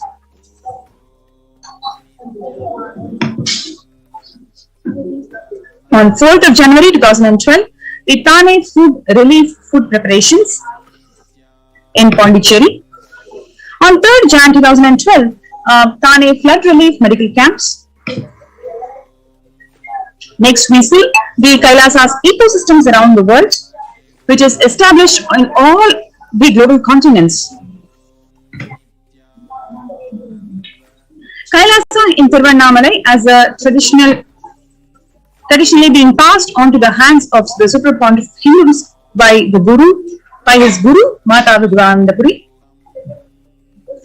And right side you can see how the same ecosystem in couple of decades, how it has evolved into a huge enlightenment ecosystem serving thousands of people and the delegates through Kalpataru meditation workshop and Shiva Diksha.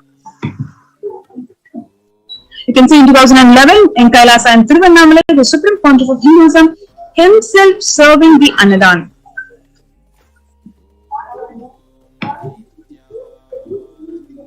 On 11th of March 2017, in the same Kailasa in Tiruvannamalai, thousands of people arrived to celebrate the enlightenment ecosystem and to traditionally receive the blessings from the Supreme Pontiff of Hinduism. Next, what we are seeing is the Tiruchengodu Sarvanya Peetham, Adi Nityananda Peetham, the first temple ecosystem established by the Supreme Pontiff of Hinduism at the age of 23 on the banks of the river Kaveri. This was the start of the borderless Hindu temple ecosystem as we know today as Kailasa.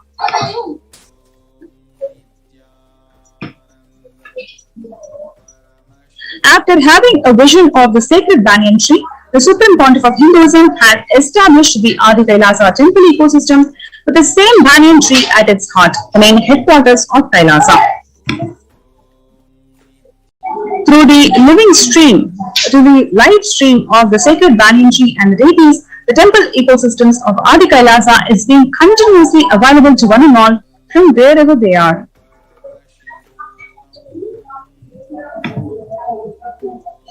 The continuous flow of worship and the temple services in Adi Kailasa. The continuous flow of worship and the temple services in the Adi Kailasa Nityananda Peetham in Viridi. The first temple being established by the Supreme Pontiff of Hinduism outside India, the temple being physically coming to life in just 9 months. The chief presiding deities of temple are Sri Nityanandeshwara Paramashiva and Devi Nityanandeshwari Parashakti.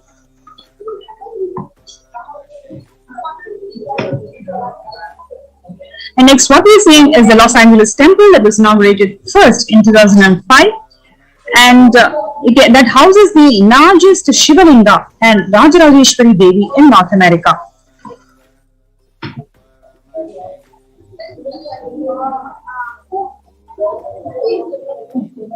The Kailasa in Los Angeles is a 25,000 square feet temple complex housing 80 plus deities. It is one of the largest Hindu temples ecosystems in the West, housing the blissful dancing form of Ganesha in Kailasa in Seattle, and the largest living Nataraja deity outside of India. Kailasa in Seattle is also known as the Chidambaram of the West.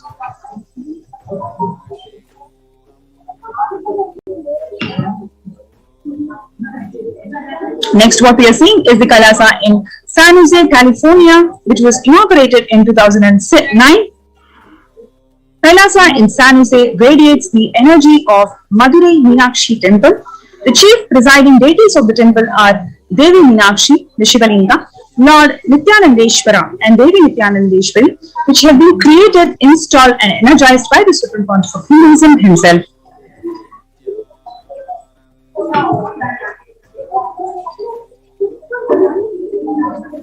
Kailasa in St. Louis, Missouri, alongside with the Shivalinga and the Nityananda Ganesha. Kailasa in St. Louis carries the energy of Tirumala Tirupati of South India and houses one of the tallest Venkateshwara deities in North America, along with his consorts, Sri Devi and Bhu Devi. The beautiful landscape nestled among the woods and rolling hills of Missouri stretches to about 20 acres. Next, what we are seeing is Kailasa in Phoenix, Arizona, which is home to over 21 deities and with a temple structure of 2,500 square feet. Kailasa in Phoenix has been directly established by the Supreme Pontiff of Hinduism, serving as an energy feed of worship, meditation and celebration over 7 years. Formally inaugurated in 2017, the Supreme Pontiff of Hinduism has declared that the Kailasa in Houston as the Parihara Sthala for all the Navagraha doshas. Next, what we have is Kailasa in Toronto, Canada, inaugurated on July 2011, which is the only Hindu temple in the West with all the 63 Nayanmars and 18 Siddhas residing as the deities. The temple deities here are seated exactly as the existentially preside in Kailasa around Paramashiva, the primordial deity of Hinduism. Next, what we are seeing is the active and alive from 2011 onwards, the Kailasa in Toronto, which has been blessed to radiate the superconscious energy of Kailasa. This temple ecosystem goes on providing various temple services to the community, such as Annadan and traditional Hindu ceremonies.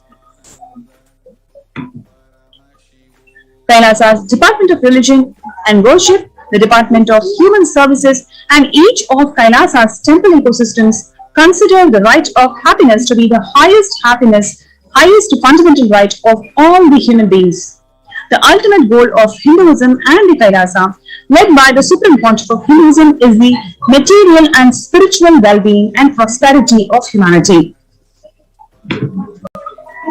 So, we welcome one and all to join the COVID care protection centers that the Supreme Pontiff of Hinduism, Jagadguru Mahasanidhanam, His Divine Holiness Swamiji has opened to one and all. We welcome you to register yourself in kailasa.org/kailasacare, KAILASA.org/KAILASACARE. So let's take a few minutes to join kailasa.org/kailasacare.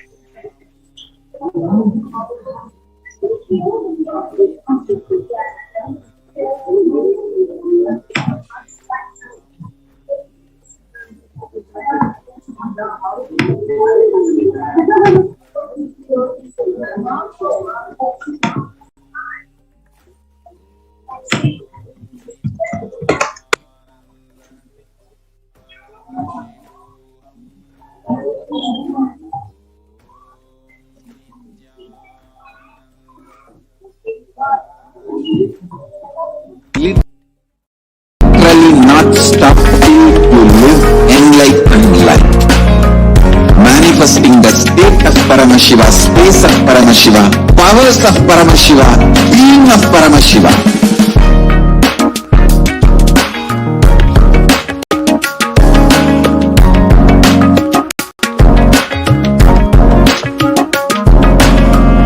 Whole world should become Kailashians. I want the whole world to know Hindus have something great to contribute to the world.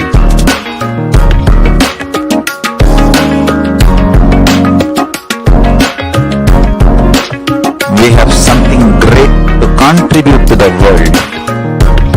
Let us do that.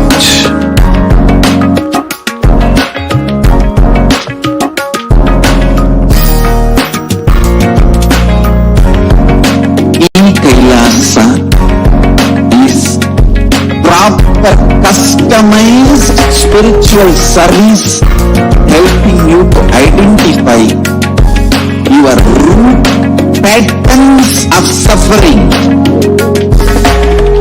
We have perfected the science of helping every individual from every cultural, religious, nationality background.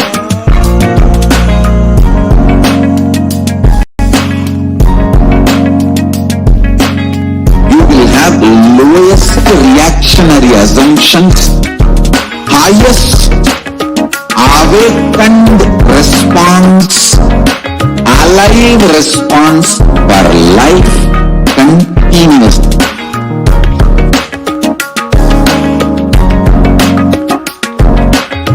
Kailasa is enlightenment ecosystem, literally enlightenment itself in your own home, wherever you are.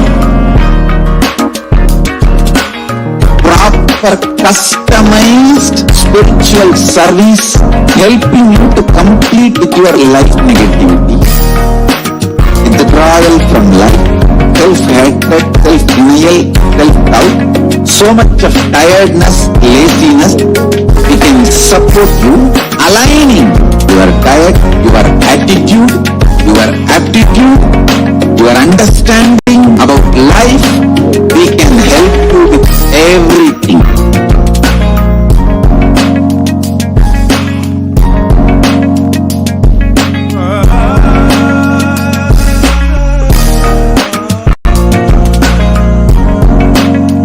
If you are interested in enlightenment, we will immediately bring this to you.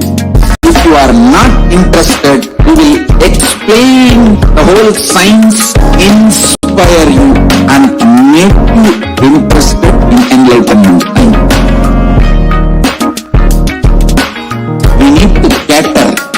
enlightenment signs to the whole world wherever they are.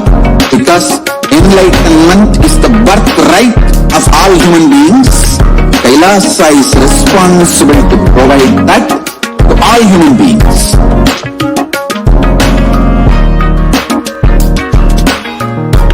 Kailasa is the totality of the knowledge I received from my gurus and practice manifested in my life, perfected by teaching millions of people from all cultures, time zones, backgrounds, genders, nationality, race, from every creed.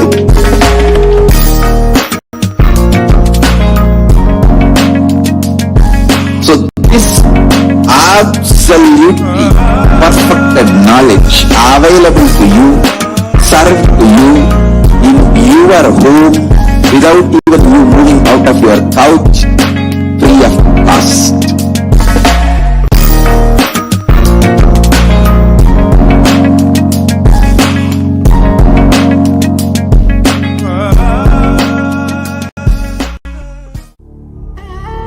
What I mean by the word E-Kailasa, listen intensely.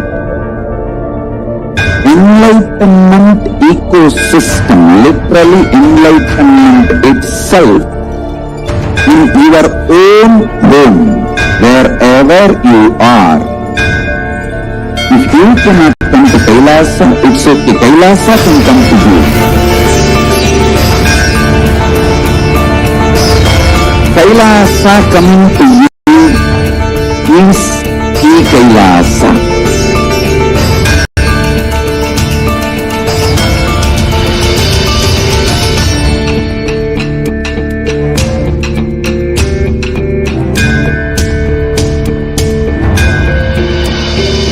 I will revive Hinduism. I am a Hindu revivalist, not by any revolution, but by evolution.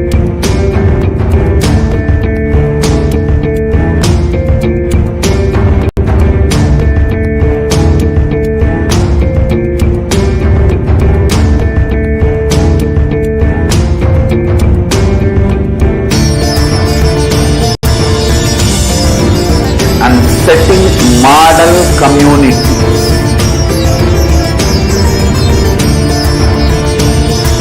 Kailasas, enlightenment ecosystems, Sarvanya Peethas all over the world.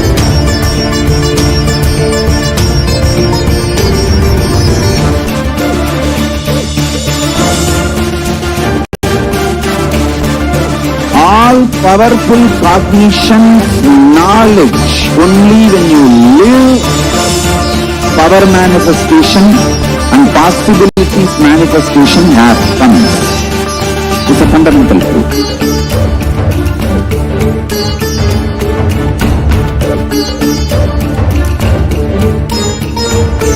Hinduism cannot live exclusively as one sampradaya. No.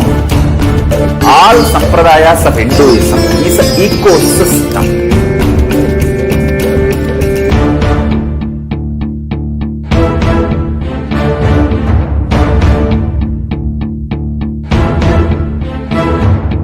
So don't keep quiet thinking that if one sampradaya is attacked, only that sampradaya is going to be affected. All of us are ecosystem.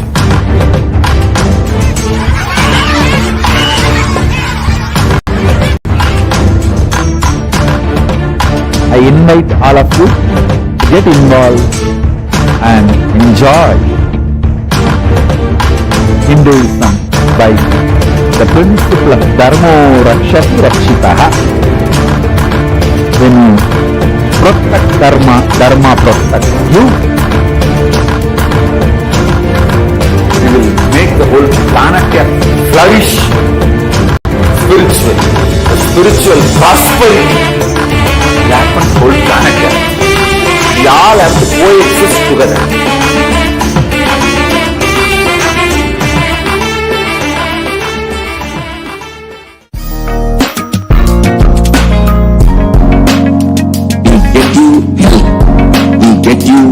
ability to build beautiful relationships in your life.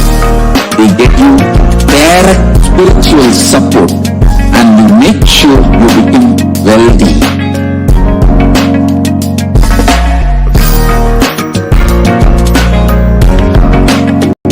We won't stop giving you just good life. We will literally not stop till you live enlightened life. Manifesting the state of Paramashiva, space of Paramashiva, powers of Paramashiva, being of Paramashiva.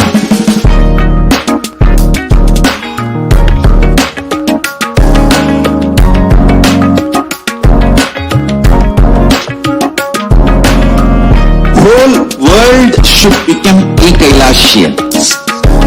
I want the whole world to know Hindus have something great to contribute to the world.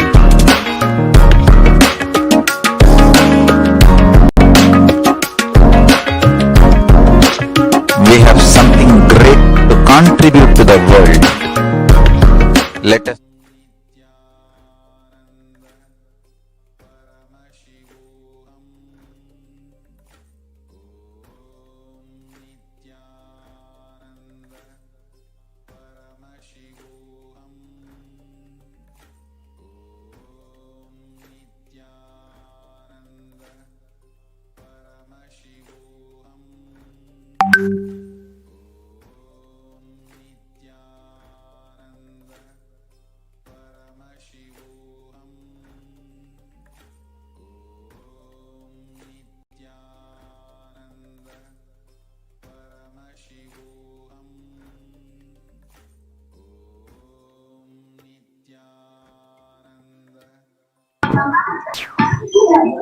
Next, we have the contributions from the Department of Kailasa's Department of Religion and Worship during the COVID-19 pandemic.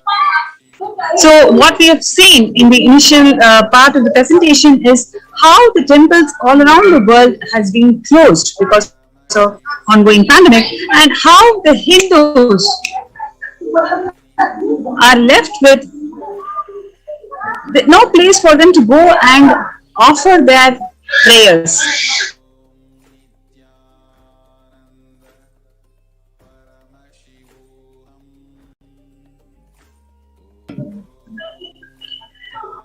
So the digital services offered by Kailasa's Department of Religion and Worship is a solution that's being offered to whole of the Hindus around the world.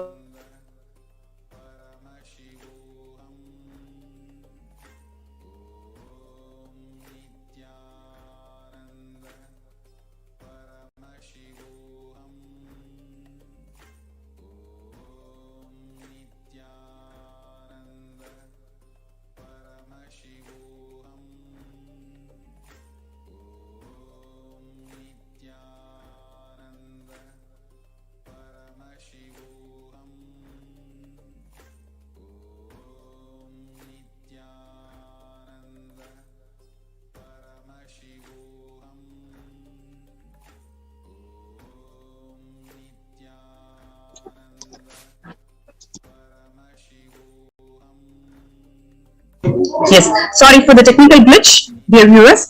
And what we are going to see is the contributions from Kailasa's Department of Religion and Worship, how during the testing times of pandemic, when all the temples around the world are closed and Hindus do not have a place to worship, especially when they have so much of suffering, and when they are losing their loved ones in their lives, they need a place to offer their prayers to Paramashiva and all the other Hindu deities. So the Kailasa's Department of Religion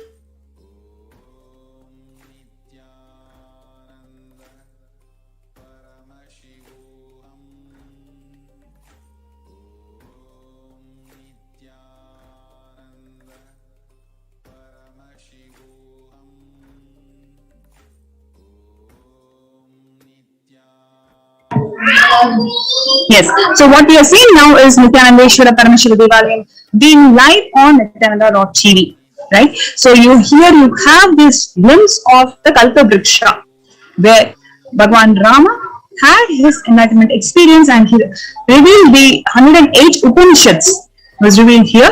So This space, the Kalpa space, is available to the whole of the humanity for us to connect and pray. And Kailasa's Department of Religion and Worship has been conducting several homas and rituals for us to connect with the superconscious energy and receive the blessings of them. So they basically conducted Mahamrityunjaya Homa, which is done as prayers for people who are affected with COVID for their life longevity. Nityanandeshwara Paramashiva Devalayam offers the Abhishekam, 7 Kala Abhishekams to Nityanandeshwara Paramashiva himself, and that is being shown in YouTube channels. So for people to connect and receive the blessings of Nityanandeshwara Paramashiva. And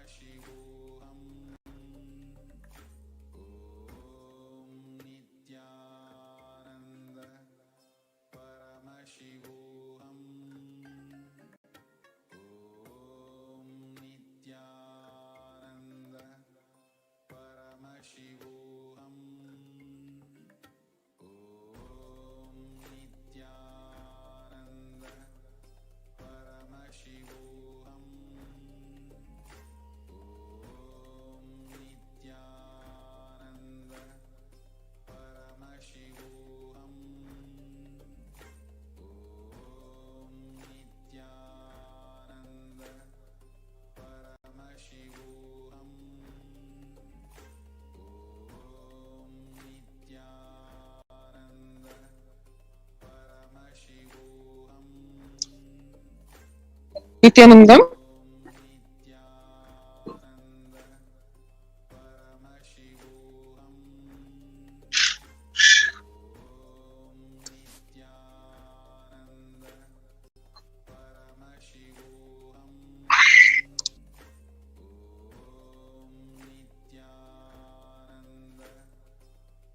Nityanandam, sorry for the technical glitch.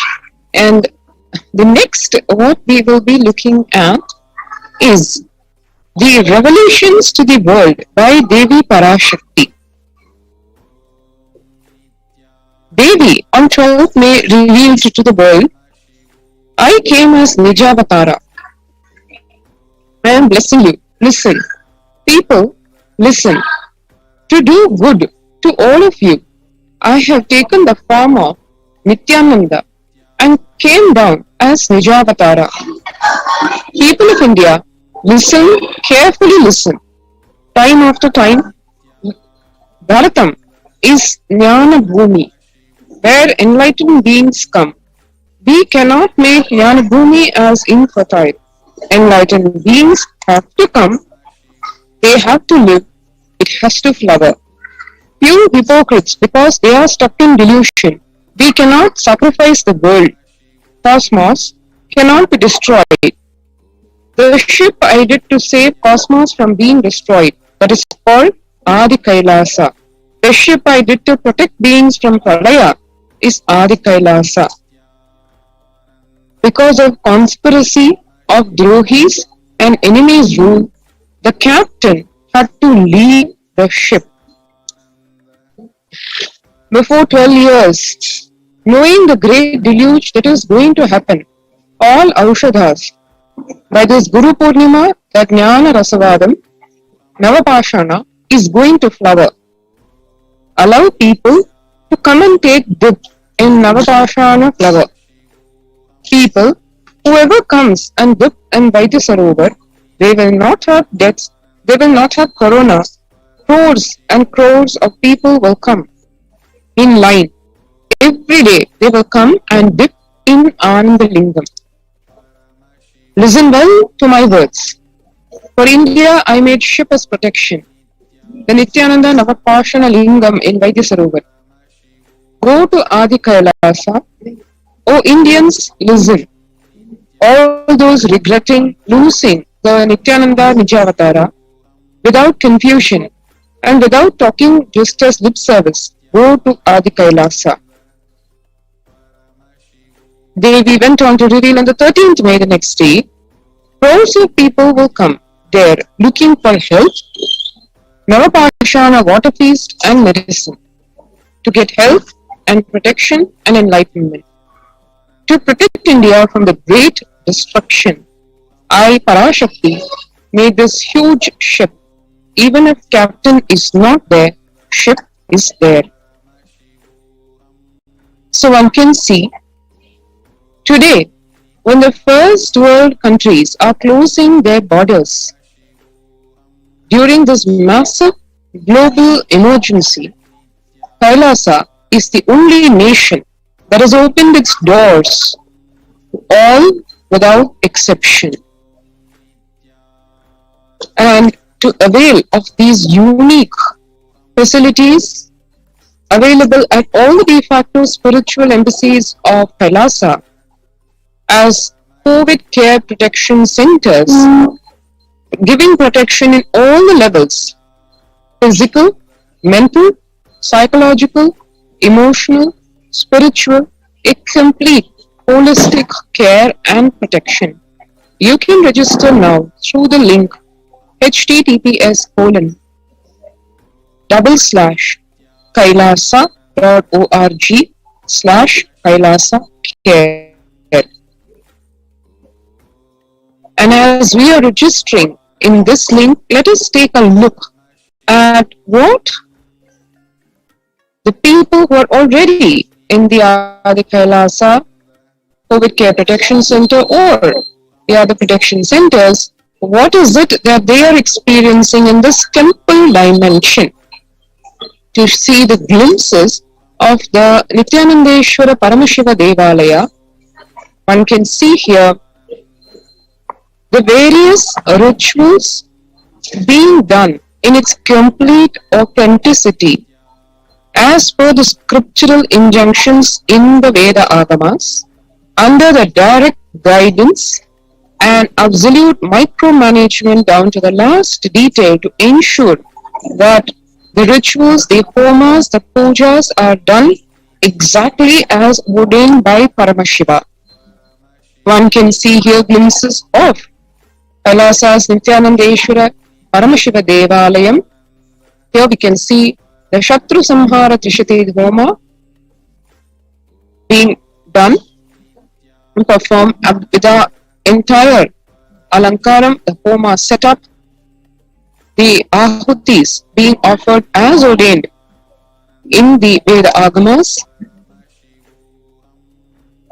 the Kattamurtis, or the traditional way of making deities with a framework made of metal which is bent and clad further with cloth, and the whole alankaram or the decoration of the deity done with a lot of attention to precision to the geometries, so that it is as per the ordained geometries and the artistic beauty, to ensure what the deity science, one of the important aspects of the deity science is, which is the deity form as it exists in reality, reproduced in the form of this deity form, and how it reflects, it makes an attempt to be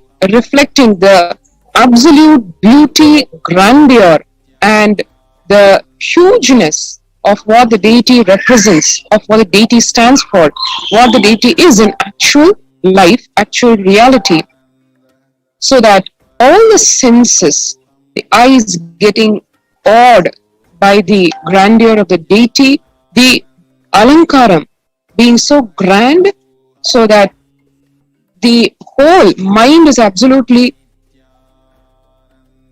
elevated to that divine consciousness by just the three eyes being able to perceive what the deity is standing for.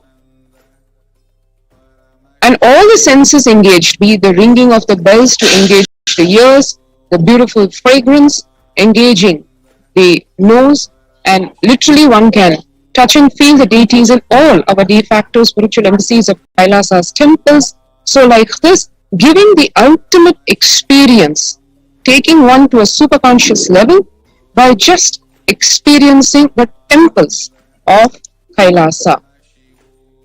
And one can see here the worship being done by the Balasans of the Nityananda Gurukul, each of whom has been personally trained by the Supreme Pontiff of Hinduism, Jagat Guru Mahasannidhanam, His Divine Holiness Bhagwan Nityananda Paramashivam.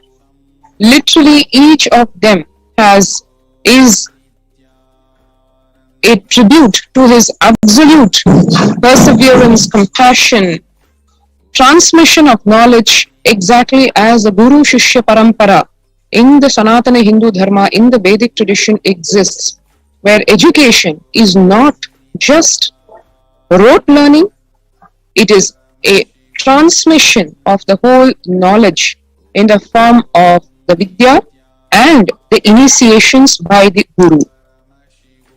One can see here the beauty of the whole temple tradition.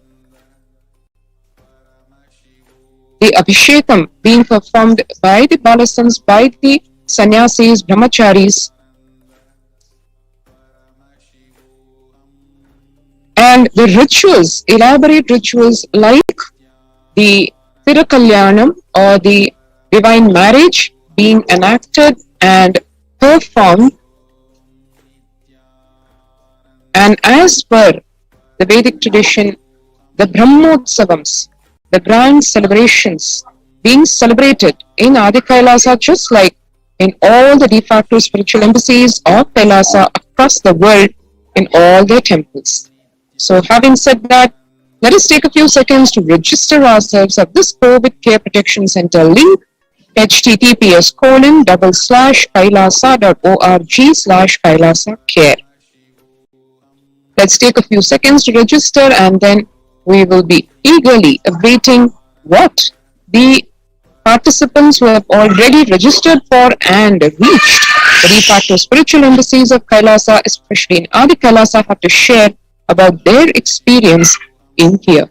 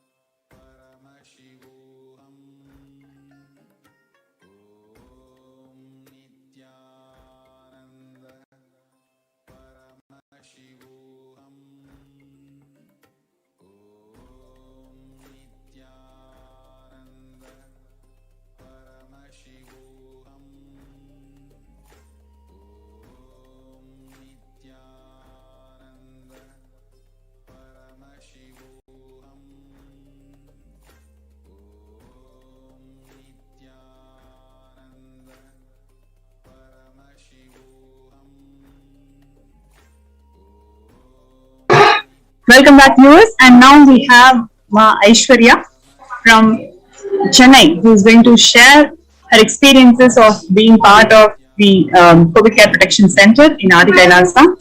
So, Nityanandamma, welcome to the show today. Nityanandamma.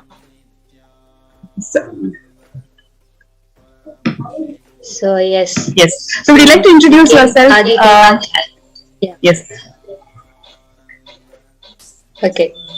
My name is Aishwarya Kuttuva, and we were in Chennai, but the last 2 months we had been shifted to Madurai, and I came to Adi Kailash with my 2 kids, 7-year-old daughter and 2 years 10-month younger daughter. So yeah, we came on June 10th in the evening. So we had our initial quarantine for the 14 days. Like once we had tested negative for COVID, then we had the initial quarantine period for 14 days. And kids were extremely cooperative, especially Dr. Atma Niranjanama, the space she held for the kids. Because every day she would come and call out to the kids, hi Varsha, hi Adya. And the kids were so understanding and they didn't even step out. They even like now my parents have reached here, they are in the quarantine. My daughter, whenever she sees from the terrace, she informs my dad, you should not come out, you should wear a mask while you step out to the corridor. So they know the rules very perfectly and they're so clear. And it was really awesome that I just couldn't imagine, like, because I was wondering, like, how am I going to manage the kids at 2 in a single room? Yes, we were in the quarantine at back home, but in a room, and even they were extremely cooperative and they wanted to, but within a week they saw a few of the other families moving out of quarantine and reaching us. That was the time they were like, they saw so many kids running around. They literally wanted to go out and play with them. But still they were like, okay, we'll finish the quarantine and then we'll go. That was the thought, and they still kept their word more. So it was really nice. So once out of the quarantine, yeah, so they were eager to play with the kids and they have bonded very well. And they are attending Gurukul classes in the morning. So they are doing yoga together. And even today we had 2 of our kids joining yoga, the morning spiritual routine at the Welcome Center. So it's very inspiring. Yes, ma'am. Thank you, Ma. So, what are the other activities that you do during the day by being part of this COVID Care Protection Center? Would you like to elaborate on that? Yes, ma. So, like morning, usually like we wake up at 3 or 3:30. So we start our yoga session at 4.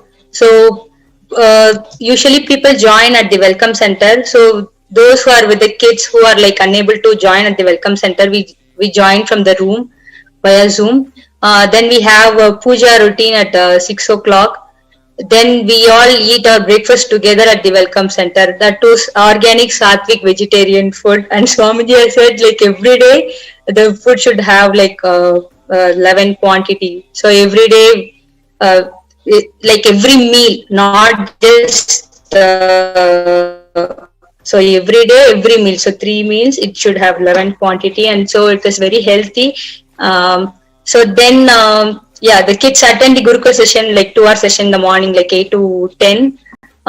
So today we had listening, and they sometimes do power manifestation as well. So the energy, the group energy, it's just so amazing. They just manifest within few seconds. So it's really awesome, like the group energy, the collective energy. So then a few people are involved in the Karaseva, like cleaning up the campus. And then we have like a few people organizing the food, like distributing to all the campuses. So then we have technical work to do. So in the afternoon we have lunch together. Then in the evening, so we have like throughout the day, like we have multiple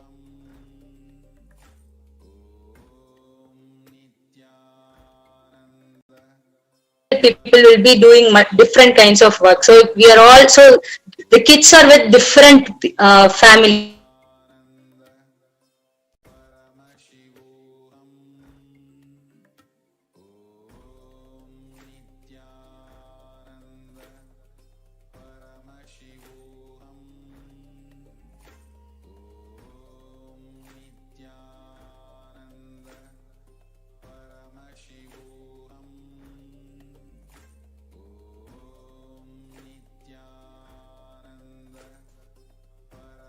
think there's some technical issue. Ma Aishwarya? So we heard Ma Aishwarya sharing literally a day in the COVID Care Protection Center, and how she as a mother and of course a for a devotee of the 700 Kailasa has been experiencing rather in the last couple of months the COVID Care Protection Center and Adi Kailasa in its pristine glory. Ma Aishwarya is back, and welcome back, Ma. There was a technical glitch and we were just waiting to catch up with you. I wanted to ask, in one, what is the most significant thing which you would say is something that really struck you as a part of life here in the de facto spiritual embassy of Kailasa, specifically Adi Kailasa, as a COVID Care Protection Center, beyond this COVID Care Protection Center, but something which you feel you would have never been able to experience yourself or give to your kids that experience. What is that one thing which really starkly stands out for you as something which is which you would obviously feel so much of gratitude to Bhagavan for, amongst the millions of things which I know you already feel gratitude for, that one singular thing which you would like to share with our viewers? Yes, Ma. The one single thing I would say is like the space of everyone here. So it's just amazing. So everyone is like taking care of the kids as their own kid, and they're in the space of completion, and especially they are so much involved in that establishing the collective integrity. So just me alone being integrated to Guruvar. So instead of that, they want each and every one of us to follow the spiritual routine. So they are asking like, okay, what can I do for you? How can I make sure that you are able to wake up early in the morning? Like we have a buddy system, like we call each other, or we complete if we are not able to join. And one thing, yesterday one thing happened, I want to share it. It's not with respect to my kids, it's with respect to my parents. So yesterday my sister, she called around 10 p.m. She told like my mother had lip swelling. And suddenly her throat is infected, and they are in the quarantine because I cannot meet them personally, so I see from outside, like from a long distance. So actually they didn't tell me as well. My sister, she's in Chennai, so I immediately called, because I called my mom, and her, like, she was unable to speak as well. So I called Dr. Atma Niranjana Ma. I told her like she's having some health issues, like could you please talk to her? So so it was a conference call, and so I was at the welcome center even before me reaching there. So their room is like 500 meters from the welcome center. So even before me reaching the room, I saw Dr. Atman Niranjanama standing outside the room. She was like examining my mother. She was talking to my mother, and she was asking like what's happening with her. So it was something amazing. This kind of immediate medical attention is not at all possible outside. So so I went out. I mean, I was waiting for them, for Dr. Atma Niranjanama. So she came out and she told me that her oxygen levels are okay. It is some allergy. It's not with respect to COVID. It's some allergy. So that's why there is a swelling in her lips, and that has infected her throat as well. So she was immediately given a Avil injection for the allergy, and that kind of immediate attention, because if something happens like this on the outside, we have to go and visit the doctor outside. So there is a higher possibility of being exposed to the COVID cases. So this was something. So just by a call, and she was there. And even today morning, she checked her and she told me in the evening, like, she's perfectly fine, no need to worry about her. So this is something so amazing. I'm always grateful to Swamiji for providing such a beautiful ecosystem for everyone to strive and to live. Amazing, ma'am. Actually, amongst this, everybody shares their experience about literally like how we shared in the previous portion of this segment about how Bhagwan is so attentive to every single detail, be it the offering being given to the deity in the temple or the seva that every volunteer, every disciple, every devotee, every sannyasi is expected to be providing as a part of their responsibilism to the people, to the devotees. How Swamiji takes care of every single one of us and how he inspires his disciples to take care of each other. I think what you share in your experience is a standing testimony to that Tyaga of Bhagwan, where every single time he keeps reinforcing to us in so many ways just by his own example, how he takes care of each one of us in every level. Needless to say, the spiritual level, the physical level, mental level, everything. How we feel literally like how the COVID Care Center, Protection Center makes each of us feel that we are in his womb. Literally like he is carrying us in his womb. Exactly that same feeling permeates every single de facto spiritual embassy of Kailasa, because that is the basic threshold literally which he has established for everyone's existence. And like you shared so beautifully, the collective integrity manifests in so many beautiful ways and leaves each one of us with that experience of only gratitude to Swamiji in every level. Thank you so much, Ma, for sharing this. It gives our viewers a very tangible way of understanding what Bhagavan means in his every satsang, when he gives us those ultimate truths, and how he shows us in very physical, tangible levels what those ultimate truths really map to in the existential level. It's a beautiful sharing. Thank you so much for coming today and sharing with us. And nice to hear that your mom is doing great. And I'm sure she will, because directly Bhagavan's presence is over here. And the Kalpavriksha is here, Nityanandeshwari are protecting all of us. So look forward to you and your parents and your kids having a great experience in Adi Kailash. Thank you, ma'am. Thank you so much, Ma. Thank you, Swamiji. And thanks to the entire team, like.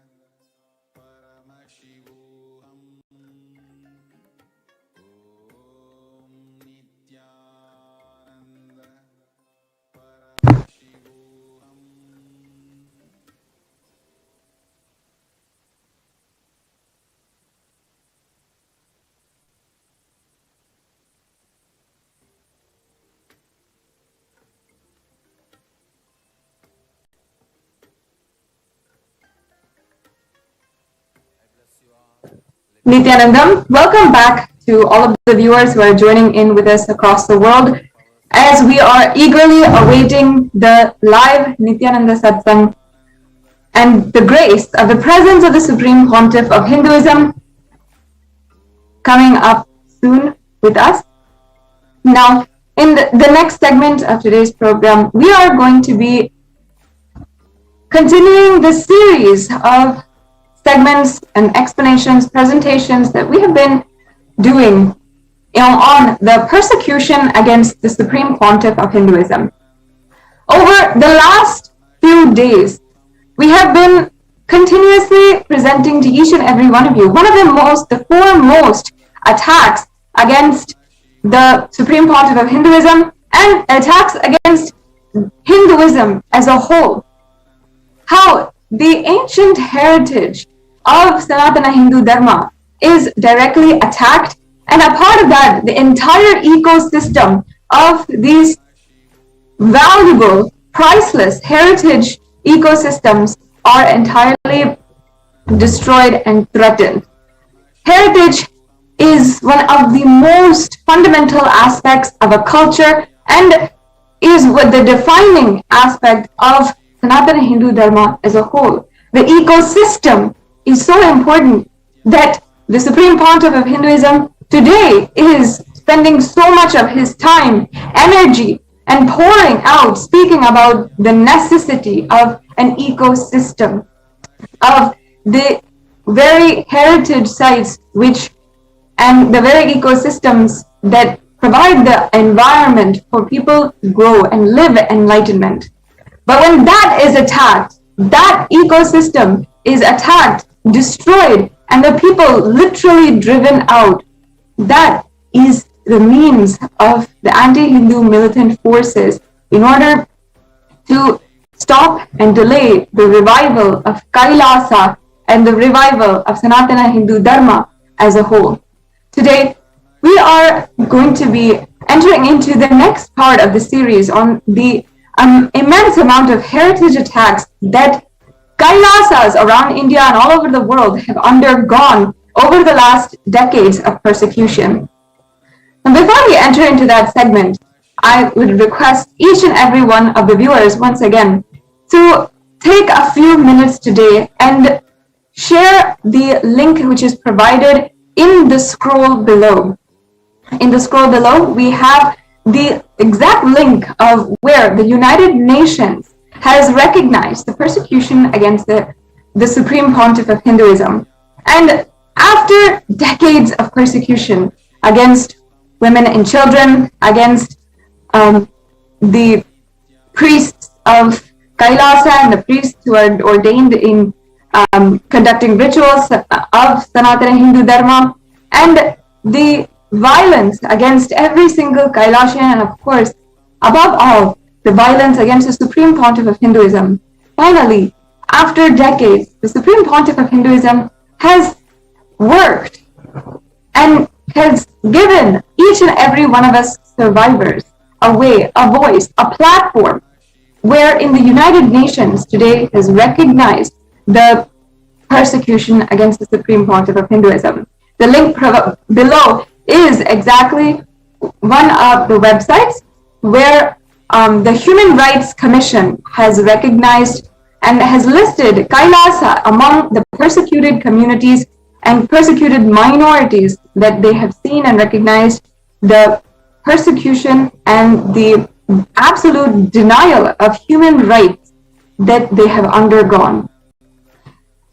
I request all the viewers to spend a few minutes and share in with all of your friends, especially if you believe yourself as a Hindu. It is our responsibility now to make this known to the whole world, make this more known among Hindus themselves, to the whole world itself, about what the Supreme Pontiff has undergone in order to revive Kailasa for all of us. Today, we are entering into the attacks and persecution that has happened against one of, I should say, four of the oldest adinams, oldest Hindu ecosystems that are surviving today. And these are the Kailasa Paramparagata Suryavamsa Adi Chola Samrajya Kamalapita Sarvajnapitam and the Kailasa Paramparagata Suryavamsa Sarvajnapita Adi Nutana Chola Samrajyam, the Kailasa Paramparagata Suryavamsa Panchanadikulam Sarvajnapitam, and the Kailasa Paramparagata Suryavamsa Chola Samrajyam. Each of these is located in Tiruvarur, in Vedaranyam, and Panchanadikulam and Tanjavur, respectively. And these are some of the oldest Adinams, kingdoms in history of Sanatana Hindu Dharma. With the ancient enlightened masters all of which had been established by Paramashiva himself and revived and maintained by a lineage of unbroken Guru Mahasannidhanams until 2014, when the Supreme Pontiff of Hinduism himself was coronated as the next Guru Mahasannidhanam of these 4 mathas, or these 4 kingdoms. Now, for those of you who don't know, in ancient indigenous Hinduism, in ancient indigenous texts, the kingdoms and the Guru Mahasannidhanams have sovereign power over their land and over the entire ecosystem, the entire civilization that is living under them. They have the sovereign leadership, and they are entirely responsible for the enlightenment ecosystem which is underneath, which they are governing. So each of these has respective Guru Mahasannidhanams and a lineage of esteemed enlightened Guru Mahasannidhanams who have been revered and coronated as the next successors to carry down these great heritage to us today. And having been trusted, so seen as the next and only trustworthy successor of the oldest Adinams that are surviving today, some of the oldest Adinams and kingdoms that are surviving today, the Supreme Pontiff of Hinduism was coronated as the Guru Mahasannidhanam of these 4 ancient Hindu indigenous kingdoms.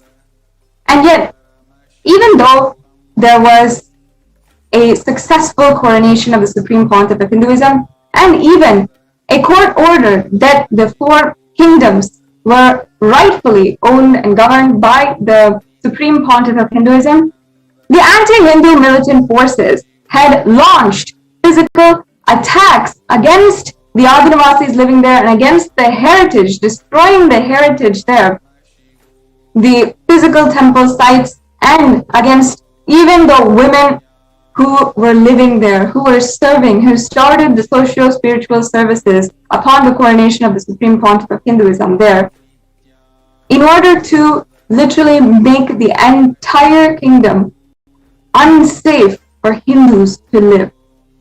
Now imagine that you are a woman who has taken up a pristine, chaste life of being a Hindu sannyasi, and you're taking this up as your belief and your personal, most sacred sentiments. And you've taken this up for your whole life, for your future. And suddenly one day, upon having been proud to be in the oldest Adinams in history and taking care and reviving, serving the Hindu indigenous kingdoms surrounding these Adinams, suddenly you are attacked, beaten, and unable to comprehend even why you are being victimized when you're only doing good to the world. Imagine you are chased for kilometers out of the monastery where you are living and begging the police to give you protection, while people with knives and who are armed are chasing you until they catch you. Until today, the crimes that have happened have not seen even one form of justice.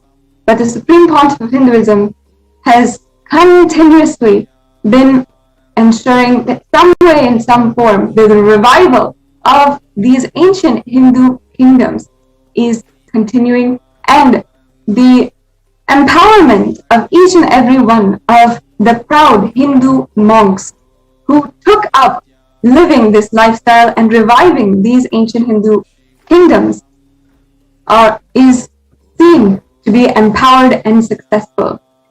Today, we'll be hearing the heartfelt sharings of the victims of the attacks against these 4 mathas, or these 4 ancient Hindu kingdoms in Vedaranyam, in Tanjavur, Tiruvarur, and Panchanadikulam. And how continuously over the last 5 years in these months, we have seen how despite the socio-spiritual services that the Supreme Pontiff of Hinduism has taken up, still the activities were barraged and needed to be delayed, needed to be stopped because of how persistent, incessant, and relentless the anti-Hindu militant forces were attacking the Hindu monks who were there. And the socio-spiritual services included Annadhan, the serving of absolutely free, nutritious meals to the Hindus, the indigenous community that the kingdoms had served and the kingdoms had been presiding, governing over. And also included reviving the ancient Hindu rituals and the indigenous rituals that were started thousands of years back in these very kingdoms, in the main temple shrines of these kingdoms, to the main deities of these kingdoms that were started by the Guru Mahasanidhanam and the predecessors of this ancient lineage, and continued on by the Supreme Pontiff of Hinduism and his initiated disciples and his initiated sannyasis in the sovereign order of Kailasa. After thousands of years, these rituals were once again being continuously, regularly offered to the deities of these respective temple shrines, and the revival of the ancient forms of worship and the revival of the sacred sentiment of Sanatana Hindu Dharma was successfully taking place in the 4 months, in all of these 4 adhinams. And after the coronation of the Supreme Pontiff of Hinduism, immediately, not even within days, the activities were flourishing in these adhinams, including the temple rituals, the Annadhan, and people, the Hindu indigenous community from around the area, thousands of people were benefiting. And we've seen how these Hindu rituals bring so much of peace to the Hindus in the area who are continuously victimized and oppressed by anti-Hindu militant forces, and brings down the crime rate of the respective communities, and does so much of good, feeding the people who are unable to feed themselves, taking care of and even conducting spiritual programs for the upliftment of each and every human being, for their own upliftment and realizing their own human potential. These beautiful initiatives were all of which were going on during this time, as immediately upon the coronation of the Supreme Pontiff of Hinduism, as the Guru Mahasanidhanam of these 4 ancient kingdoms. However, we have seen how literally it had been completely made by the anti-Hindu militant forces entirely unsafe to even live there. Today we'll be hearing exactly how the persecution, exactly how the nearly fatal attacks against the Hindu monks has played out, happened in these 4 ancient Hindu kingdoms. And we'll be hearing directly from the female sannyasis of the Sovereign Order of Kailasa, who are survivors of these really brutal crimes. And not only that, we'll also be able to see some of the most brutal attacks against the different orders of the Sovereign Order of Kailasa, the different members of the Sovereign Order of Kailasa. And we'll hear from them the stories that were oppressed by the anti-Hindu militant forces. All of this and more is what we will be presenting to you in today's segment on the persecution against the Supreme Pontiff of Hinduism.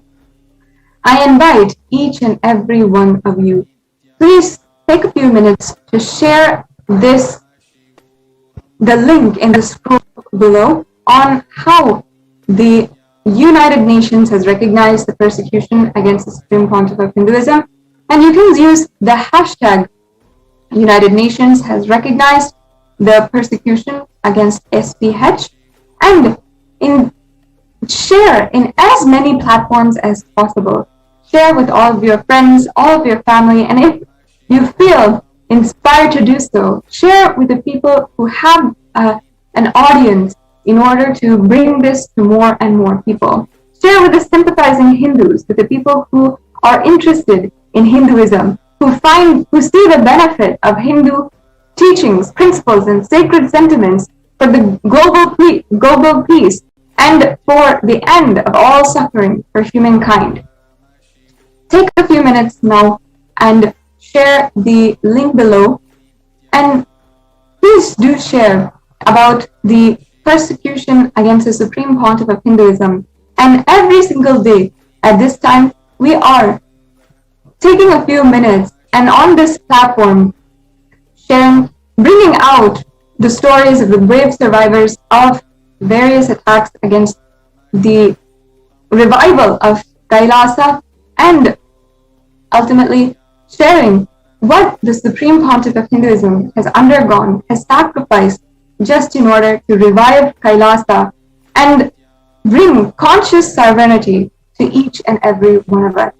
Please take a few minutes right now and share it with as many people as possible. I know each and every one of us are eagerly awaiting the Nityananda Satsang, where we'll be in the divine presence of the Supreme Pontiff of Hinduism and be able to imbibe the powerful cognitions from the Supreme Pontiff of Hinduism.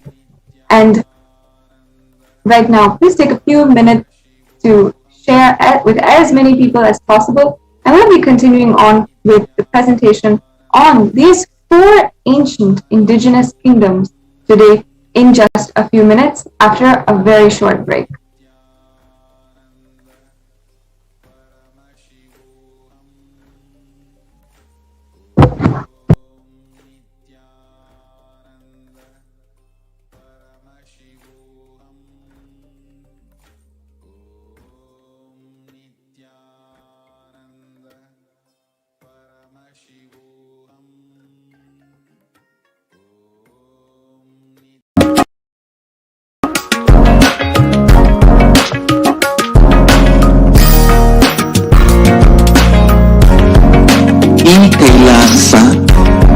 Is proper customized spiritual service helping you to identify your root patterns of suffering. We have perfected the science of helping every individual from every cultural, religious, nationality background.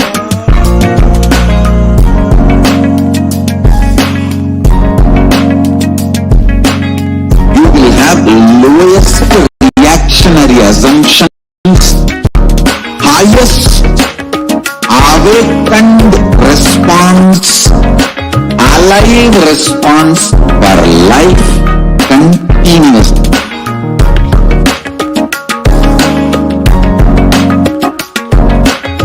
Kailasa is enlightenment ecosystem, literally enlightenment itself in your own home, wherever you are.